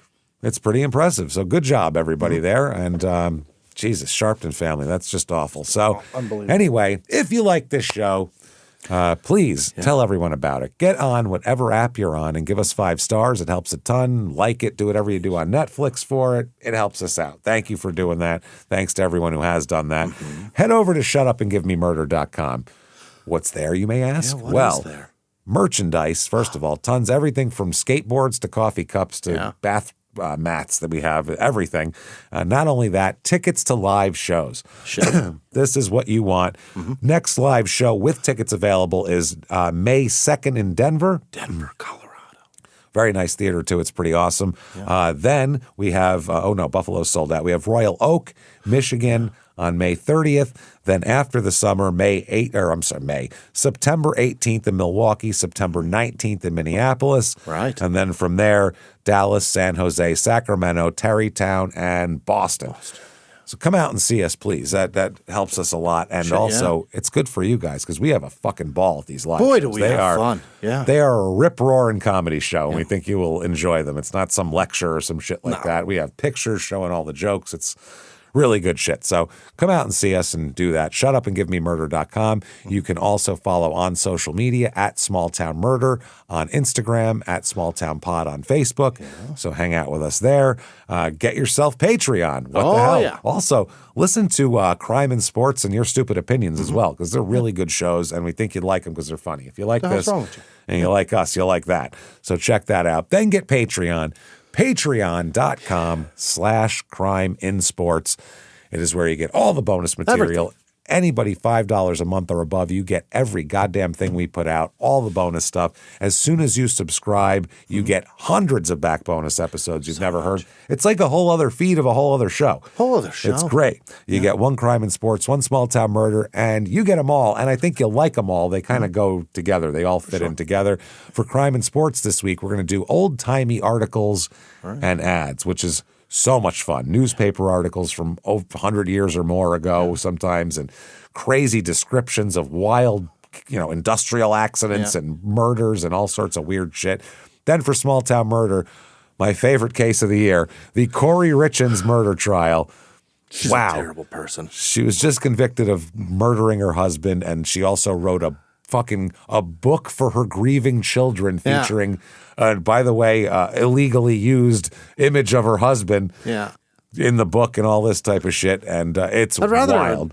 Write a how-to book on how to kill your husband. Yeah, that would have been less fucking egregious. Less offensive. Less offensive. So that's going to be crazy to talk about. I watched every moment of the trial, so I have so much information locked and loaded. Jimmy saw the closing arguments. Can't wait to give you that. Patreon.com/crimeinsports is where you get that. You also get all of our shows that we put out: Crime and Sports, Small Town Murder, Your Stupid Opinions, all ad-free with your Patreon. And you get a shout out at the end of the show, which is right goddamn now. Jimmy, hit me with the names of the best fucking people on earth who would never, ever, ever track us down with burner phones and murder us and try to set us on fire. Hit me with them right fucking now. This was executive producer Gary Howard. Check it out in Lebanese or Lebanese, North Carolina. Erica Brimhall, thank you so much, Erica. Elena Zemmel, thank you. Thank you. Corporal Carl Kirschner, again, thank you. Other producers this week, Peyton Meadows, Happy Hours in Carrizo Springs, Texas. I don't know where the fuck that is. That sounds awful. Fucking idea. Yeah, it's a huge probably state. bad. Janice Hill. It's probably one of those places that asked you for directions and you told them, ask them what makes them think that you're from I know around my way around here. How dare you? Nothing's ever amused you quite so much. It's the greatest thing I'll never forget. With a dismissive puff of a cigarette. How dare you think I'm from around here? Sniff my menthol and get away from me. I couldn't help it. It just came out. No thought was put into that statement. Rachel Benson, Madison Haltsworth, Jared's kidney stone. I think I said Janice Hill, but we'll say her again. Adele with no last name. Perhaps that one. Colleen. Thanks, Adele. Dizwanchik. This one chick? Is that what that is? This one chick. I don't know. Colleen. This one chick. Colleen. I think that's what she's going for. Olivia Maddox. Heather Barnett. Oz with no last name. Rachel Williamson. Melissa with no last name. Cher with an S with no last name. Moxie Goodwitch. Sure. Anthony George. Jennifer Walzer. Yep. Walser. Nancy. Nancy. Buxton Smith. No, that's not it. Butchek Smith. That's what it is. I don't know what I said the first time, but that's stupid. I think you got Christy and Drew Corey, Rose Reed, Maggie Thompson, Kristen Gretka, Mary Hoover, Matt with no last name, Sydney Vandermerway, Betty Sure, Nancy Nihus, Leah Carr 3, Karen Erba, Helena Ann, Nick N, Sweet Jane, Heather Sky, Amaretto Waffles, Jamie Holland, perhaps Jaime. It's probably Jamie. Heather Holden, Gary Brandt, Natalie Rich, Cassandra Hopkins, Michael Self, Dawn with no last name, S'mores Box, gross. A Crow, Nicole with no last name, Alan Miexugera, what is that? It looks like French and Spanish together. Wow. Mew like Mario, and then Arrow like fucking Teixeira. Okay. Or Teixeira? How do you say that? Maybe it's Mishera. Yeah, there, maybe. Mushera. Hey. Probably not. Cassie with no last name. Victoria.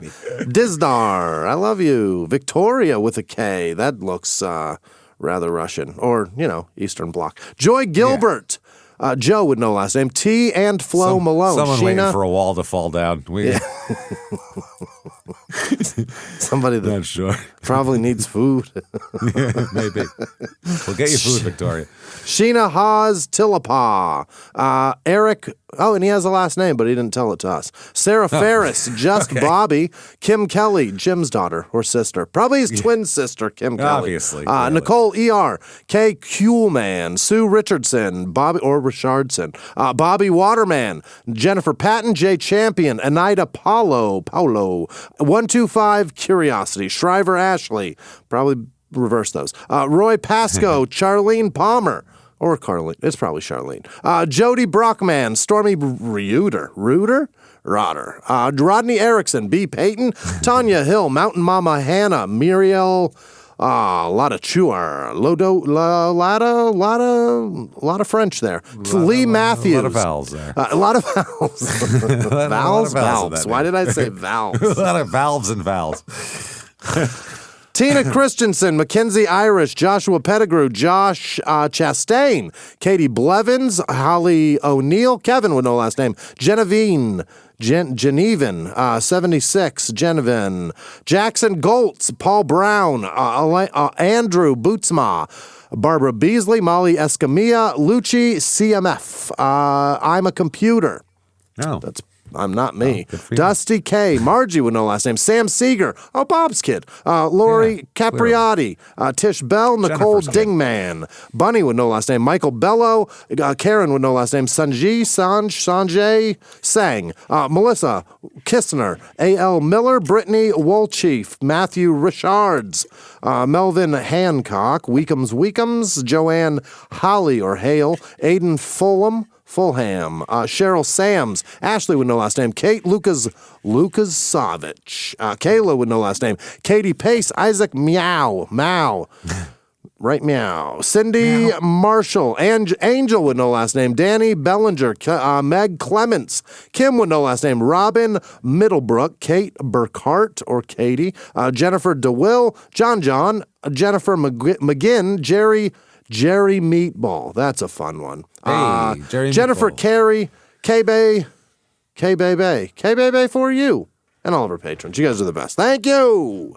Thank you, everybody, so much. You fantastic, wonderful people. We cannot tell you how much we appreciate all that you do for us. Keep coming back and seeing us week after week. Tell your friends. And if you want to follow us on social media or find out anything about the shows, very easy to do that. Shutupandgivememurder.com has drop-down menus that take you anywhere you want to go. That said, thank you so much for joining us and enjoying it either way. And until next week, everybody, it's been our pleasure. Bye.